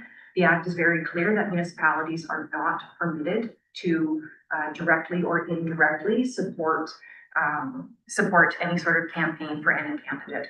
So that's, again, one of the ways that it would be sort of the quick and easy. I do hear what council is saying. It's not prohibiting those types of events in any way, shape, or form. It's just eliminating them. It's just eliminating them at municipal property to help make sure that the township runs again, that fair, equitable, non-interfering municipal election. Okay, that makes sense. Thank you. Your government? This is a wrong municipality. We just had our building official talk about the distance, and when the Legion is really the only other building, I'm looking at it. Could Golden Beach maybe support it? I don't know, but certainly there are not facilities of the size that would be needed for this. I further point out that I attended a federal campaign event hosted at the Onward Civic Center. So, I mean, provided every single person is given their space, just as Councillor Booth said, each of us was given exactly the same size of table. People knew before they came how big a table they were given, and it was run fairly. And the Chamber of Commerce has had a long track record, for as long as I remember, holding an event. And yes, it is important that it is in a big enough space. I remember once going to it when it was held in our council chambers, and people were literally standing on top of one another. There just is not very much space or a facility large enough for the size, for the number of people who will want to attend. And I think that it would not go over well saying the only spot we have is in the bottom southwest corner. And yes, why don't you jump in your car and drive 40 minutes to get there? Thank you. Any other comments? What happens, I'm just asking the question, but I think I know the answer. What happens if you put a sign on public property? Or property owned by the municipality? You have a comment on Through Mr. Mayor, the policy does speak to that.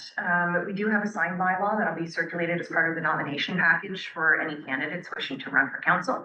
That outlines how and where signs can be posted, as well as timelines for how long they can be up and in place. It's on municipal right of ways. There are some parameters there. Northumberland County also has a sign bylaw that will be circulated as well. In terms of signage on municipal facilities and municipal property, so let's take example, the CCC property, there would be no signs permitted there, because again, it would be campaigning on this facility. So it's just ensuring that there's consistent rules across, whether it's signage, it's candidate sessions or not. It's just a blanket prohibition to, again, ensure that municipality remains neutral during an election and ensuring that there's no perceived direct or indirect support for any candidate. Thank you.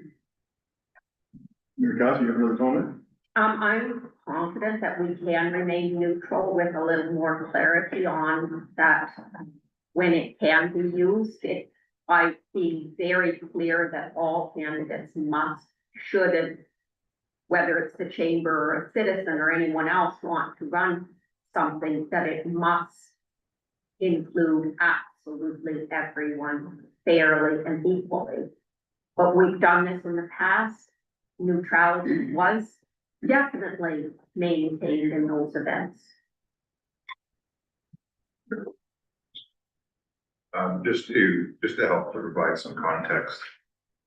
Municipality of Oakville has published the same thing. So the Municipal Elections Act 1996 was revised, but our responsibility is to reflect that and uphold that.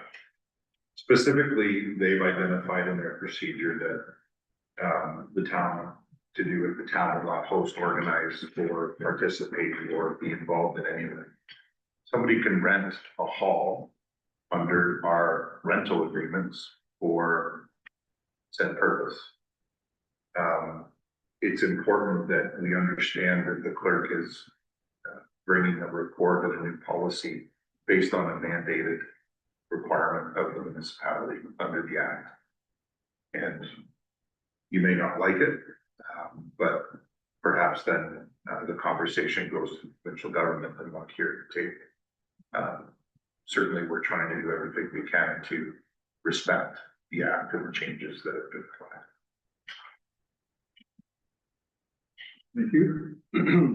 There was one other incident too that I recall in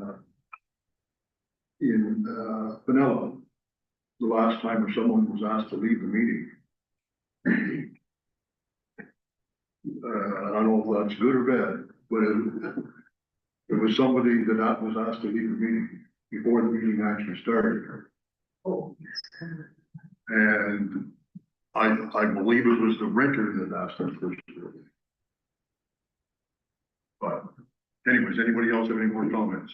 Go ahead, Councilor Ainsworth.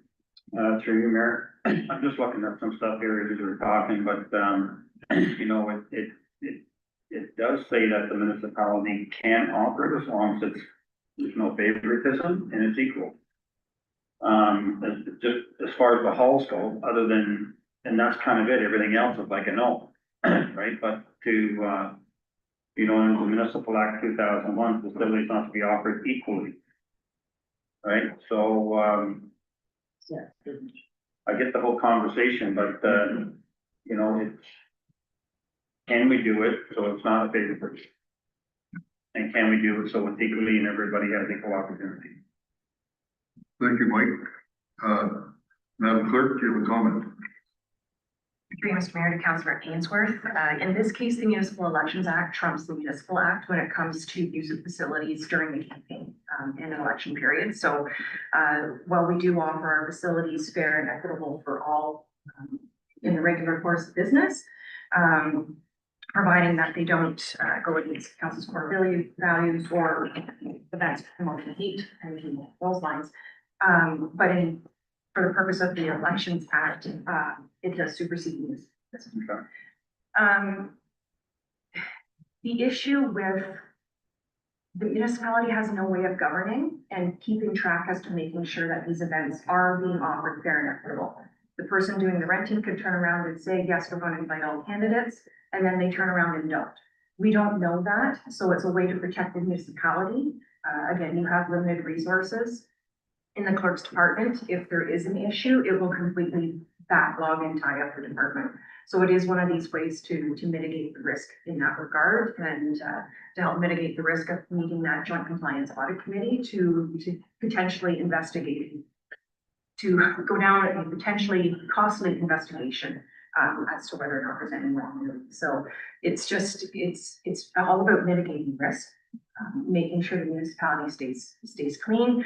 One of the core duties of the clerk during the municipal election is under section 11.2, which is maintaining peace and order in connection with the election. Unless you're expecting your staff to show up at any of these third-party events, we have no way of doing that. So this is, again, one of those core ways that we can maintain peace and order in connection with the election, making sure there's no dust-ups like what I'm hearing potentially happening in Vanilla during the last one. There's really nothing further I can add other than the prohibition at municipal facilities is a common practice throughout Vermilion County as well as throughout the province. Again, it's about protecting the corporation and the municipality and ensuring that we have that fair, equitable election and that the township remains neutral throughout to avoid any accusations of government interference in election processes. Thank you. I'll make one quick comment. I recall, can't remember it well, but I do recall being going to an election candidates meeting in Fort Hope one time. And it was held at the high school. Would that be, that's not against the policy that you're presenting, is it? Because it's a high school versus a publicly owned municipal building. I would say that would be fine. But I didn't hear comments. It's my understanding, just one up here.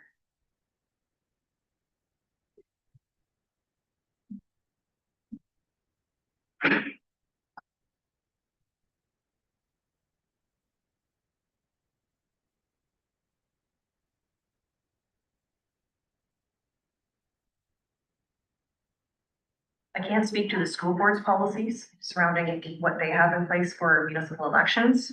However, looking at who can contribute or cannot contribute under section 88. Again, it's very clear that the Crown and Right of Canada or Ontario, a municipality or local board are prohibited from contributing to campaigns, which would also include our local libraries as well. So they would not be able to accommodate any at this point.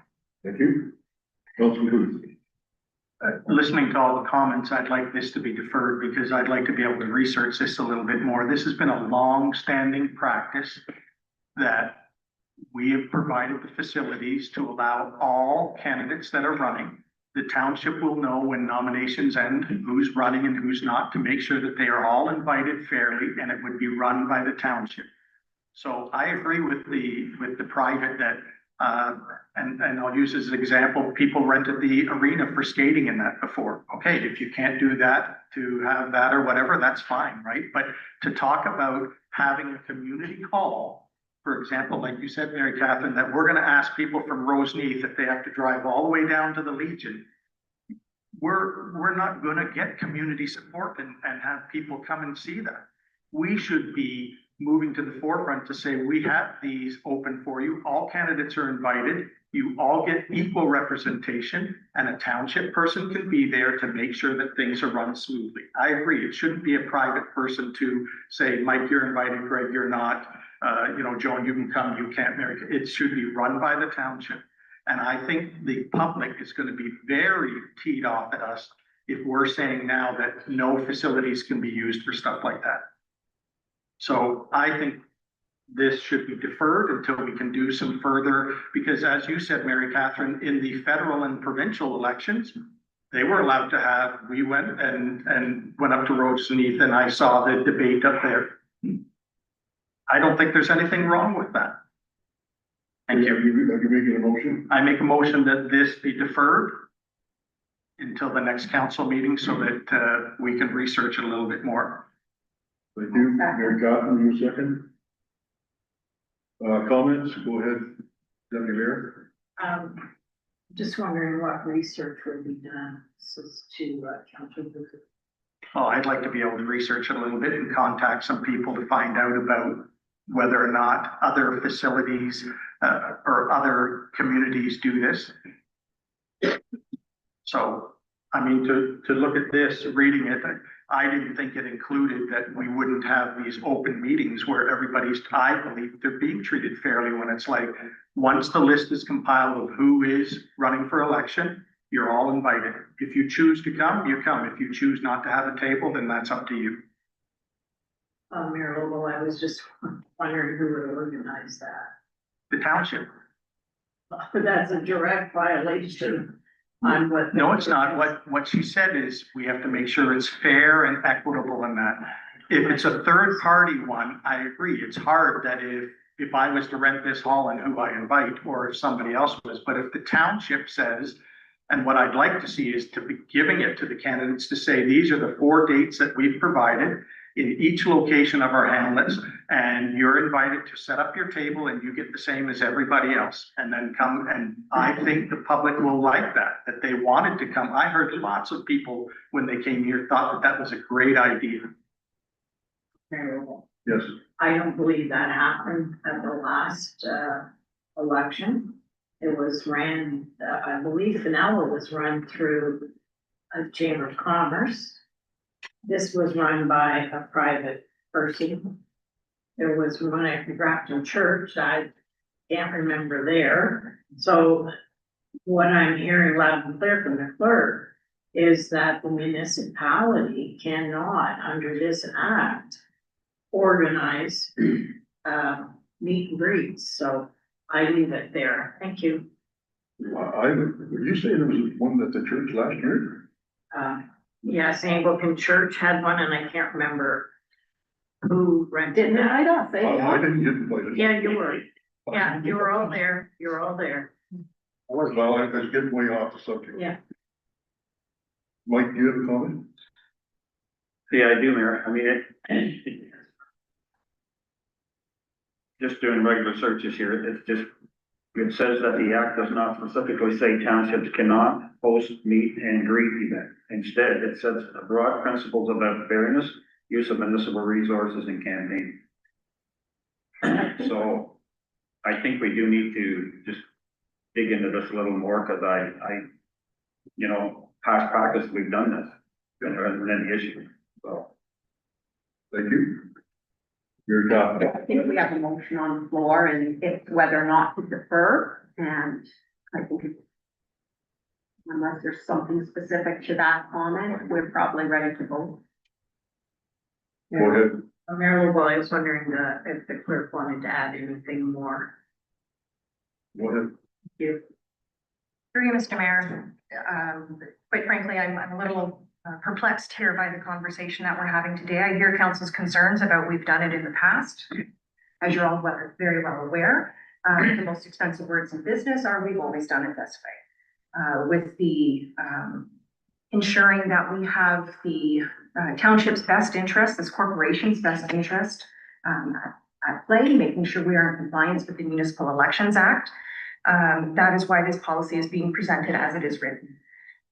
To Councillor Booth and Councillor O'Neill's comments about the township organizing and hosting campaign events, that would be a direct violation of the act. Even if we were to invite everybody and a candidate is unable to attend an event, we are now providing an advantage to the other candidates who are able to attend. It would be a direct violation and would be seen as a contribution, either direct or indirect, to a municipal campaign, which the act is extremely clear that municipalities cannot do. So while I respect council's conversations here about we've always done them in the past and your want for more information on this, as your clerk, who is trusted by the province under the Municipal Elections Act to run the municipality and is in charge of running the municipality, to ensure that they're, again, the role of the clerk is to be nonpartisan and to make sure that the township maintains that neutrality. This is why the policy is being presented as it is. It's council's prerogative if you like to defer it. However, I will be very clear that the township will not be hosting or organizing any events in relation to allowing candidates to campaign. That would be a direct violation of the act, and I am not willing to put my professional career or the corporation at risk for the sake of holding an event that we are not permitted to have, when there are other organizations within this township who have a dedicated history and propensity and want to host those sorts of organizations. So there are facilities in the township that are capable of holding events of this scale and size, both in the north and in the south.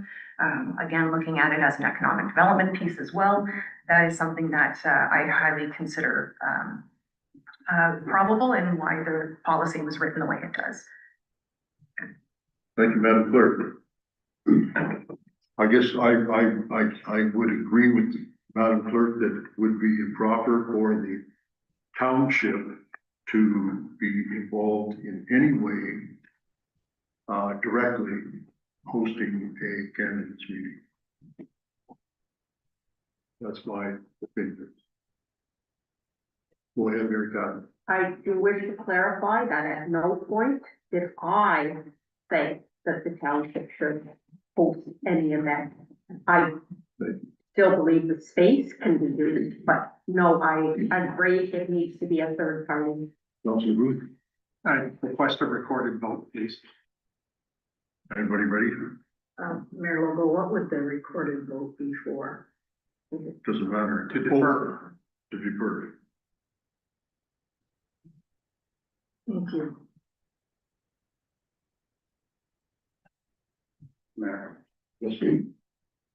can I ask what extra information we would be looking for, maybe through Councillor Booth, because I know we're hearing what the municipal act says and the election act says. What else do we think we're gonna get? Well, exactly what you said, Councillor Ainsworth, where you just read off something about meet and greets and that. So I think it's incumbent upon us that we can defer for another week or two until we can research it more. Okay. Thank you. We're a long time away from the election. I don't think it has to be done immediately like this. Through you, Mr. Mayor, while the election is in October, this policy must be approved for the Elections Act by May 1st. So we are under a timeline for this. Yeah. Thank you. Mr. Mayor, we've had a request for, Mr. Mayor, we've had a request for a recorded vote by Councillor Booth on the motion to defer to allow council more time to research this policy. Excuse me, I will, starting with Councillor Booth, I'll then call each councillor's name alphabetically. Please say yea or nay as to how you vote on the motion to defer to allow council more time to research. Councillor Booth, Yes. Councillor Ainsworth, Yes. Councillor O'Neill, Yes. Deputy Mayor Stover, No. Mayor Lobo. Yes. Motion is carried 4-1.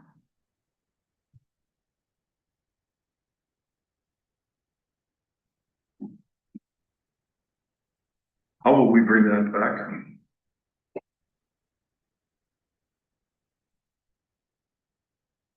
What's the proper procedure? Bring this back to council so we don't miss the May 1st meeting? Through Mr. Mayor, we do have the planning meeting next week. We can bring it forward at that point as time is of the essence on this. Okay. And staff will handle that, bringing it as part of the agenda. Thank you. Okay, we're gonna move on to Advisory Committee Structural Review Facilities Committee. Report of CLK 202604, Advisory Committee Structural Review Facilities Committee. And it was recommended the committee of the whole receive report CLK 202604 Advisory Committee Structural Review Facilities Committees for information. We'll bring that on the table, on the floor, till I get mover and seconder. Moved by Deputy Mayor Stover, second by Councillor Ainsworth. Comments? Deputy Mayor. I think, I would be on the, would be my recommendation to, have this, go towards the next council, for them. I believe this is, we're winding down now. I think that it could work. I think that the municipal or the different areas, like I put Vanilla, if they wanted to be a champion for their hall, that maybe a person that would sit on the Parks and Rec, as we do have in the other areas, they could be like a sounding board for those champions. So I think it's something that at this stage in our, we're winding down, that it could be something, leave it the status quo and put it forward for the new term in 2026. Thank you. Councillor Ainsworth? Through you, Mayor. I don't know, I guess I may be thinking that this is easier than what it looks, but I guess my initial thought was that this group would just be part of the Parks and Rec. And I think our terms of reference is pretty good with what it would fit into.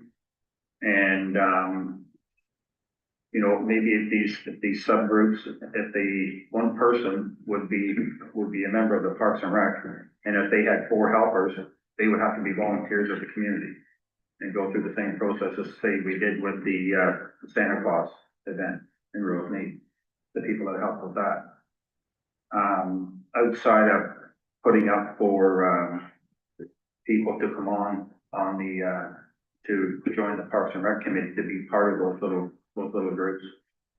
I guess that was my thought, of always, you know, we could put that together and just run everything through the Parks and Rec. I wasn't expecting it to be a much bigger project. Okay, and I'm not sure what you mean by exactly by a bigger project. Well, different committees for each, so that staff would have to run that committee and have agendas and do minutes and stuff.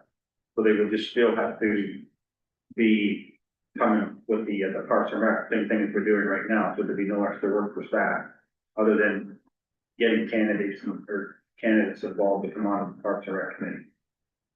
I run everything through that. Okay, So if they were, you know, they were following the same thing, sure, they could go and get people to come on and rent the facility, but everything was still have to go through staff. So they say, hey, yeah, you could rent it, but here's the number you gotta call staff. And set up the rental and everything there. So it's not that they're another committee doing committee work and making suggestions for the staff to do all this and that. If literally everything was run out of the Parks and Rec. okay, thank you. Any other comments? Councilor O'Neill? I concur with Deputy Mayor Stover. We've got 3 meetings left of the Parks and Rec Committee. This has been kicked around for the entire term of our council. I wasn't in favor of what we have now, but council in its wisdom chose to set things and to bring the Nuwautan in underneath and do it the way that Councillor Ainsworth is saying now, and so that's the way we have, and it's 3 more meetings. And the good news is, I understand someone from Fenella is sending in an application, so that would be a good thing. Thank you. Anybody else? I will tend to agree with a couple of comments made so far. Staff has enough work that they don't need to sit in for another committee. And I also think that it's too much work to expect them to host those meetings, but we need someone or some group or something to take on responsibilities for these buildings. Because it's too much. And we used to have a council member to sit on every one. For those committees. And that's a lot of work as well. Not that I'm sure that council wouldn't mind doing that, but council members wouldn't mind, but it's an awful lot of work that staff have picked up over the last 4 or 5 years, and the reason that they did that was because there was different rules for different calls and that type of stuff. So I think it's important that we get to there, whether this council wants to tackle it or not, and I don't really care, but I should say don't care. But I think we could probably live with the last couple of months. I think it's great that you've got somebody who wants to come on with Fennell, and I would use that. If you're gonna meet those people eventually. So, and that does, and correct me if I'm wrong, but doesn't that give you a person on the committee that kind of looks after Burnsville, that looks after the Centerton, and looks after Fennell? And I'm not sure that the ACC voted for someone that sits on that board or not. No longer, there have been 3 people actually associated with the ACC at one point. Well, perhaps we gotta offer that again, get out there and find some people that might be interested. Because that would work, and I think, what Mike is suggesting. Anyways, what do you want to do with this? Mayor? Yes. Through you, I'm just wondering if we could maybe, you know, write that idea into this option. So that they just all fall through the Parks and Rec. One person from each community center has to be on the Parks and Rec committee. And they would be the liaison from the Parks and Rec committee back to whoever their helpers are. And all their helpers would certainly have to be run through volunteers, that process with the township. Okay. And then for that, what all we have to do is just, you know, put out an invitation for, people to join the Parks and Rec committee and from each one of those centers. As a subcommittee. Well, no, not really. They would just kind of have help. Helpers, okay. Well, okay. That would be, to me, I think it would just make it much more simpler, and then staff has no more work to do, other than just kind of getting those extra people on board. Then we just run our Parks and Rec. Well, that's where it should be coming through. Yeah. If that. Do you want, what's the motion?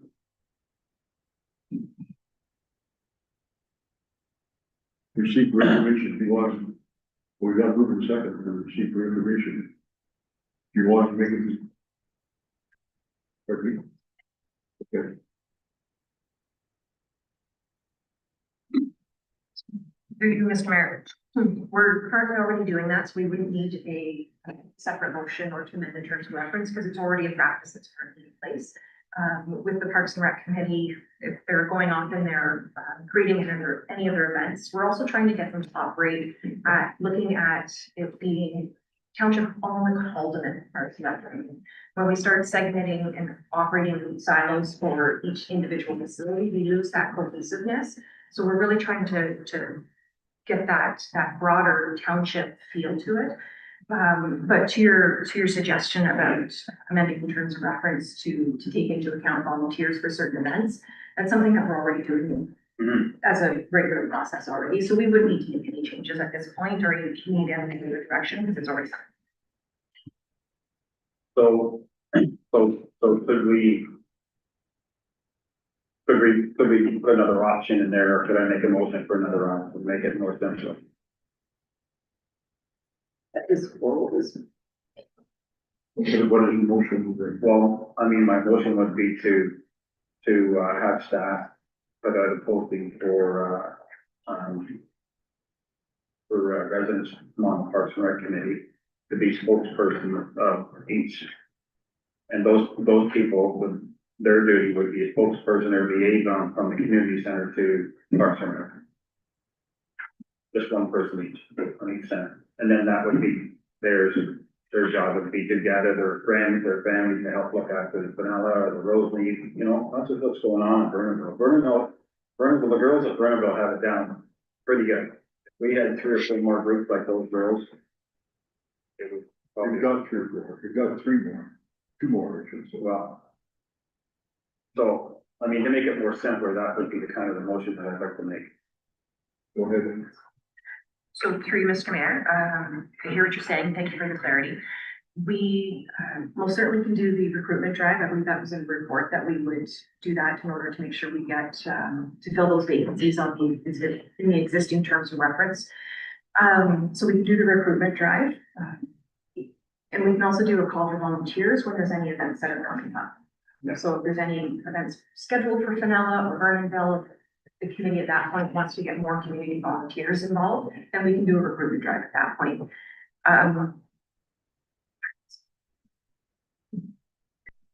In terms of amending it, again, or another resolution, the terms of reference also indicates that committee members are supposed to already be those liaisons with the committee. So that would be part of our rule. So we really wouldn't need anything further at this point. It's already in play. We'll just have to make sure that in the advertising, we can massage it to make sure that's specific. So then the motion could be just as simple as, do a campaign for, candidates for those spots. Do we need that? I don't think we need that, Nick. So how are we gonna get them on the Parks and Rec? We'll just advertise this. We'll advertise. Okay. Yeah. Okay? Yeah. Anybody else have any comments? So we had a mover and seconder. All in favor? Motion carried. Communications, and we do have quite a few of them. We got from 12:1 to 12:8. Well, I'm gonna read the motion and get a mover and seconder, and then we'll see which ones, if anybody wants to hold them, some up. So the motion reads that the agenda items from 12:1 to 12:8 on the March 17th, 2026 Committee of the Whole meeting agenda be received from information with correspondence from the municipality of North Perth regarding enhanced school bus safety. There's correspondence from Bruton, Neldle, Lynch and Raglan Township regarding justice and protection of Canada's children. Correspondence from Bruton, Linditch and Raglan regarding reform and publication of the Ontario Sex Offenders Registry. Correspondence from the municipality of Port Hope regarding changes to the Canada Post Corporation Act in Bill C-215. Correspondence from the municipality of Port Hope regarding food insecurity across Northumberland County. Correspondence from Kawartha Pine Ridge District School Board trustee regarding protecting local voices in public education, and correspondence from Sandy McDonald regarding Vanilla Hall rental fees. Correspondence from Sandy Donaldson. Members of council, is there anybody that wants to hold up any of those? Deputy Mayor Stoller. I'd like to hold 12.8, please. 12.8. Is that what you said? Yes. Thank you. Councilor Ainsworth, you had your hand up? Yes, I did, 12.5. 12.5. Councilor O'Neill. I appreciate, I had those two. I also have 12.7, please. Thank you. Councilor Booth. Okay. So that means 12.1, 12.2, 12.3, 12.4, 12.6 are all okay the way they are. So we do have a mover and seconder to receive them. All in favor? Motion's carried. Now we'll go back to 12.5. We didn't have a mover and a seconder except those ones that I just ripped off or read off, so. Moved by Deputy Mayor Stover, seconded by Councilor Ainsworth. All in favor? Motion's carried. We still have 12.5. I think Councilor Booth, or pardon me, Councilor Ainsworth, you wanted this pulled? Go ahead. Yes, I did. I guess my question is if they're going to change this postal thing for the libraries, where's that cost gonna go? That's gonna probably land on our lap. Well, I think I'm not sure how much our library saves on the postal cost. But if it's significant, it should be maybe be looked at. Thank you. I guess what I was gonna suggest was that this be sent to the board, the H board, so they're made aware of it, and then they can handle it from there. Councilor O'Neill. I can address some of what you were speaking of. So at one point, there was an interlibrary loan system. And once there were 7 different routes across Ontario, there was a van that went around and it came here once a week. And we could get a book from anywhere in the library, and that was funded by the province. And that worked out for the average taxpayer to 0.3 cents per person. Now, I don't know where you spent your 0.3 cents that the province saved us, but anyway, once that program was gone, it became, and it is a fairly large expense to bring in books. Books are heavy. Canada Post was subsidizing that program for us. It's no longer going to subsidize it. It will be very expensive to bring in books from other jurisdictions. And in particular, this is an accessibility issue because some of the books that were being brought in were indeed for people who had visual impairment, whether that was the large print or the Braille books, as well as other very specific information. When somebody would get a health diagnosis, doctors would say, go to the library, get yourself a book on that. And so that was one of the other things that frequently we did. Those two, I don't see another path around. The other large user of the interlibrary loan system are the book clubs. They can probably figure out some solution. But in terms of those specialized texts and the health texts, I don't see another solution. And yeah, I agree with you. Somebody's going to end up paying. It was far more efficient when it was run provincially between everyone. So I would fully support that we should support this letter. If you want to wait till the board sends us something, that's fine as well. Thank you.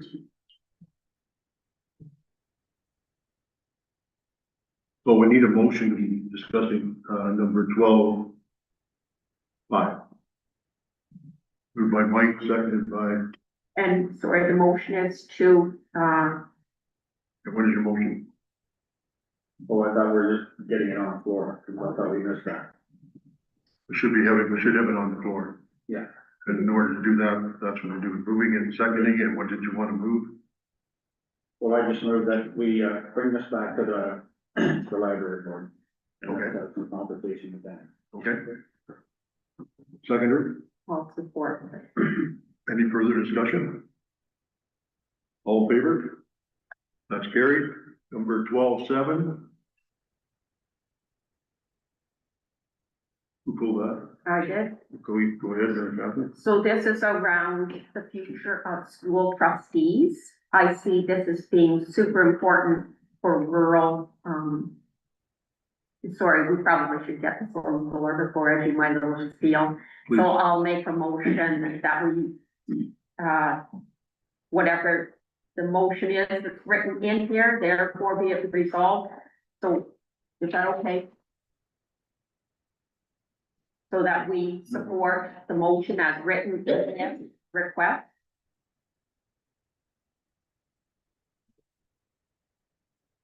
And then we'll send it to appropriate people.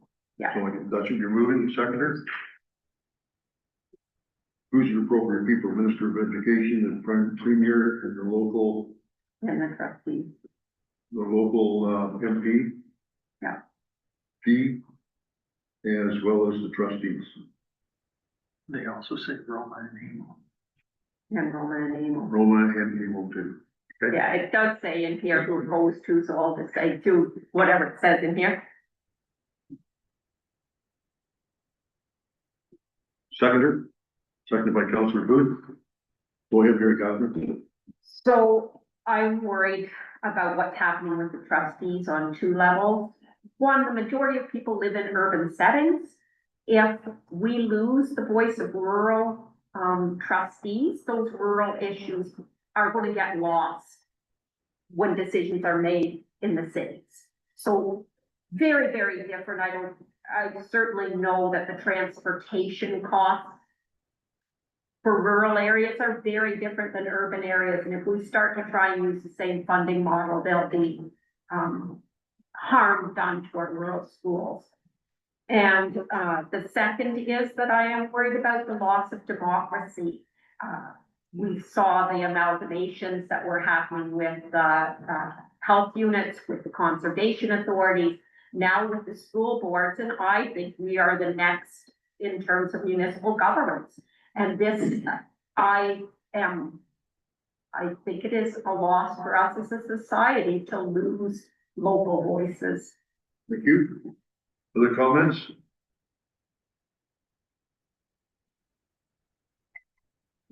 I tend to agree with, Councillor O'Neill, to lose the Board of Education. Trustees would be a loss to, I'm not concluding just rural, I think it's a loss to education in general. Further discussion? All in favor? Motion's carried. The last one is, correspondence from Sandra Donaldson regarding Pinella Hall rental fees, and it was pulled by Deputy Mayor Stover. Comments? Oh, mover and seconder first. Moved by Deputy Mayor Stover, seconded by Councillor Ainsworth. I'm not sure what the motion is to support it. Yes, Okay, I do have a little bit of background. okay. There's back up here. Sandy Donaldson contacted me, I guess maybe it was in the first part of January. And, one of the things with Finella that I have heard more than once is the dance floor. And so this lady would like to, start line dancing up again. And, let's see if she would, like to she doesn't use 4 hours, she only uses 2. And hang on a second here. She would like to have it for 2 hours. Her last quote, because she has to pay licensing fees and insurance, she wants to keep it to herself. She doesn't want to run it through the municipality. And so, with the, tax, it was $68 she was quoted, plus tax, it came to $76.84. So she's suggesting to pay a little more than half, so she would like to pay $40, and with tax, she has it to $45.20. Temperature isn't an issue, because when they get screwed through whatever they dance, they don't want it hot. And so this is also running on a Tuesday night, is the night she would like, that she had been using. And in the daytime, there is the car players that come in, so the building is already sending work from them, so. There's, it's a drop in, and that's where she's never really sure how many people are going to be there. But there seems to be an interest, and so, I just put it out there that I will support it. Thank you. Or the other, if I may too, she would, if this does pass, and we can't make the decision today, but she would like to start on March 24th, which is a bit of a problem because we would have our next meeting next Tuesday. Unless she had should it be successful, she would maybe have the dancers lined up to come in, but on standby sort of thing. Thank you. Thank you. Did you ever, you're scratching your head or you have a comment? I'm scratching my head, but I want to make a comment. From now on, your own way you're gonna. No scratching your head. Scratch your head. But through you, Mayor, I mean, I get this too, but I think I don't know if we made when we only gave the last person that come in for a reduction in the rental fee 25% off for a special event, so I would say that we should maybe try to stay consistent or come up with some kind of a. Thank you. Councilor O'Neill. I mean, I agree on your point, it should be standardized, we don't have a standard at this point. Other than what we're doing right now is bringing it to council. I think this is a good return on investment. We're still going to get half of the revenue, which is better than 0 of the revenue, and there's people. So yeah, half the money is better than no money, and wonderful sense of community there. I've never been line dancing, but I know many of the participants consider it quite a lifeline, both socially and physically for them. So I think it's a great return on investment. Thank you. Deputy Mayor. It is just a little bit more she's paying than half. And, she's only there for 2 hours. Like you just 1%? No. And she's only there for 2 hours. She's not there for the 4 hours. And that's what she was paying for before. And there are community people that are gonna be going to this. Thank you. I guess just maybe a couple of questions for clarification. When you say they're there for 2 hours, so how long is the line dancing, just an hour? 2 hour rental should. Because I guess my only, I agree, we should allow something like this. I think what we should do is look at maybe offering a 2-hour rental for some buildings. Now, the issue with that being in this business before my previous employer is if you're offering 2 hours, it's 2 hours. It doesn't mean it goes on to 3 or 4 and you hang around and that you come, your program starts and you're out in 2 hours, or you should be charging the 4-hour one. So I think we should look at that. All the points that you've made, Deputy Mayor and Mary Catherine, that half the rental is better than no rental, right?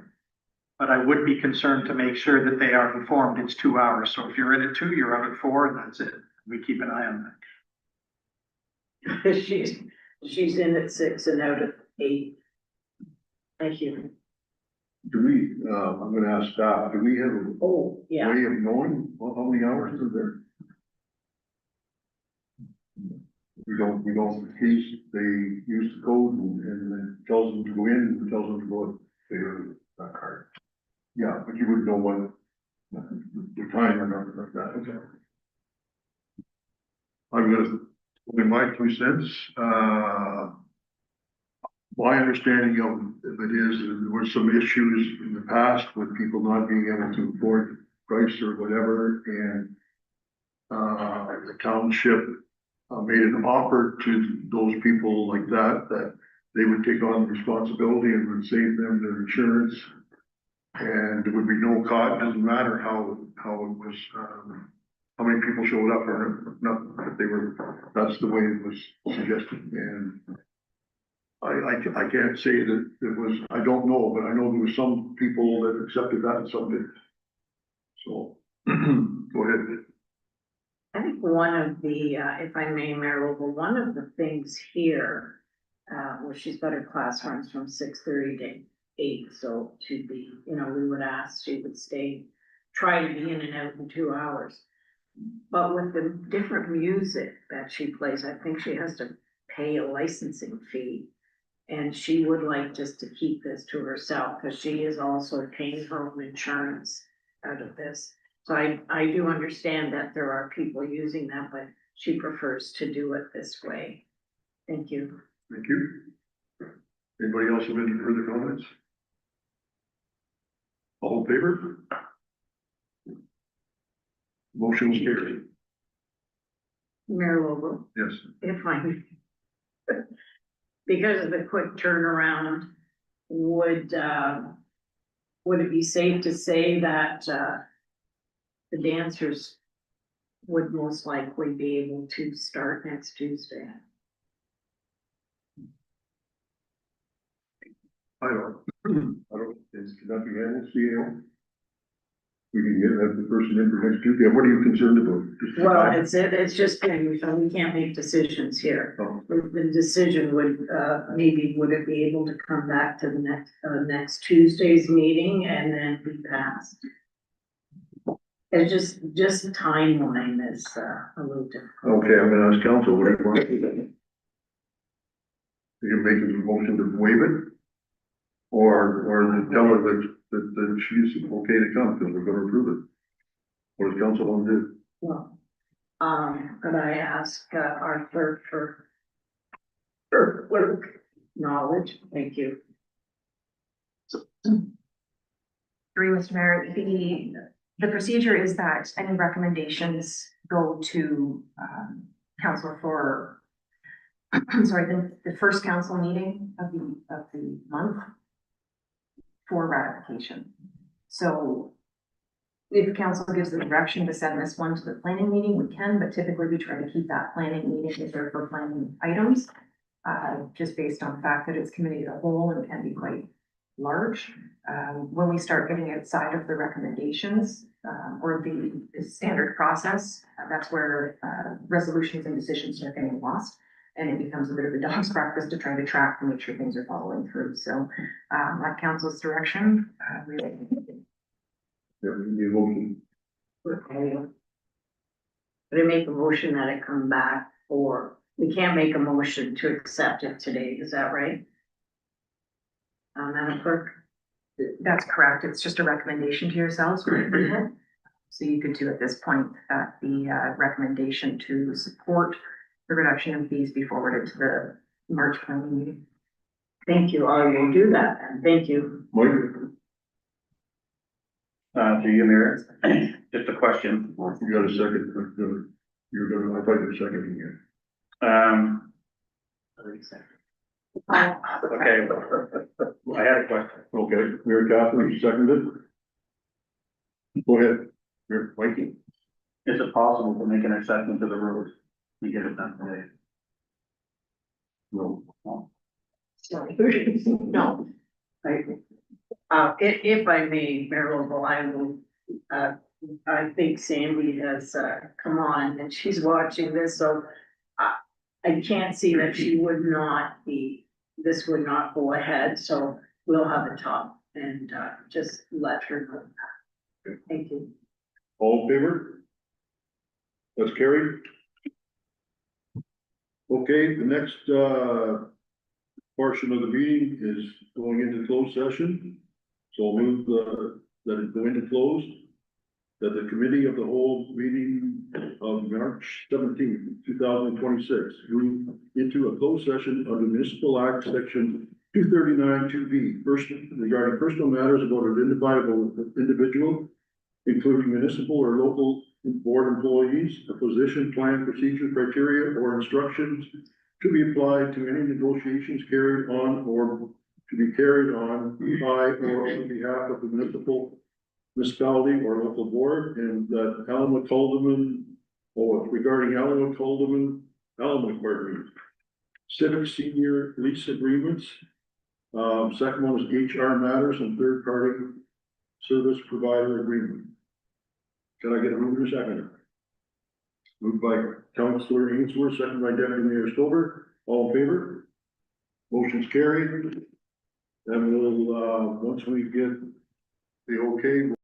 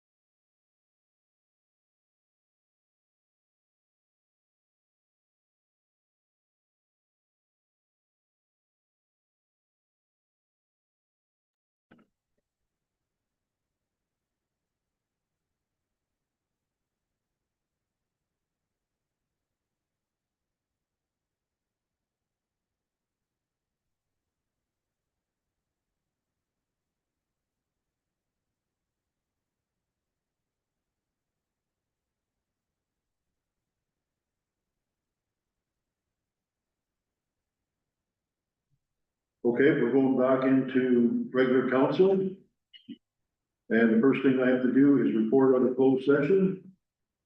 And I will confirm the council met in closed today to receive 3 reports for information. Staff were provided direction and will be proceeding as discussed. I get a mover and seconder. Moved by Deputy Mayor Stover, seconder, Councilor Booth, all in favor? That's carried.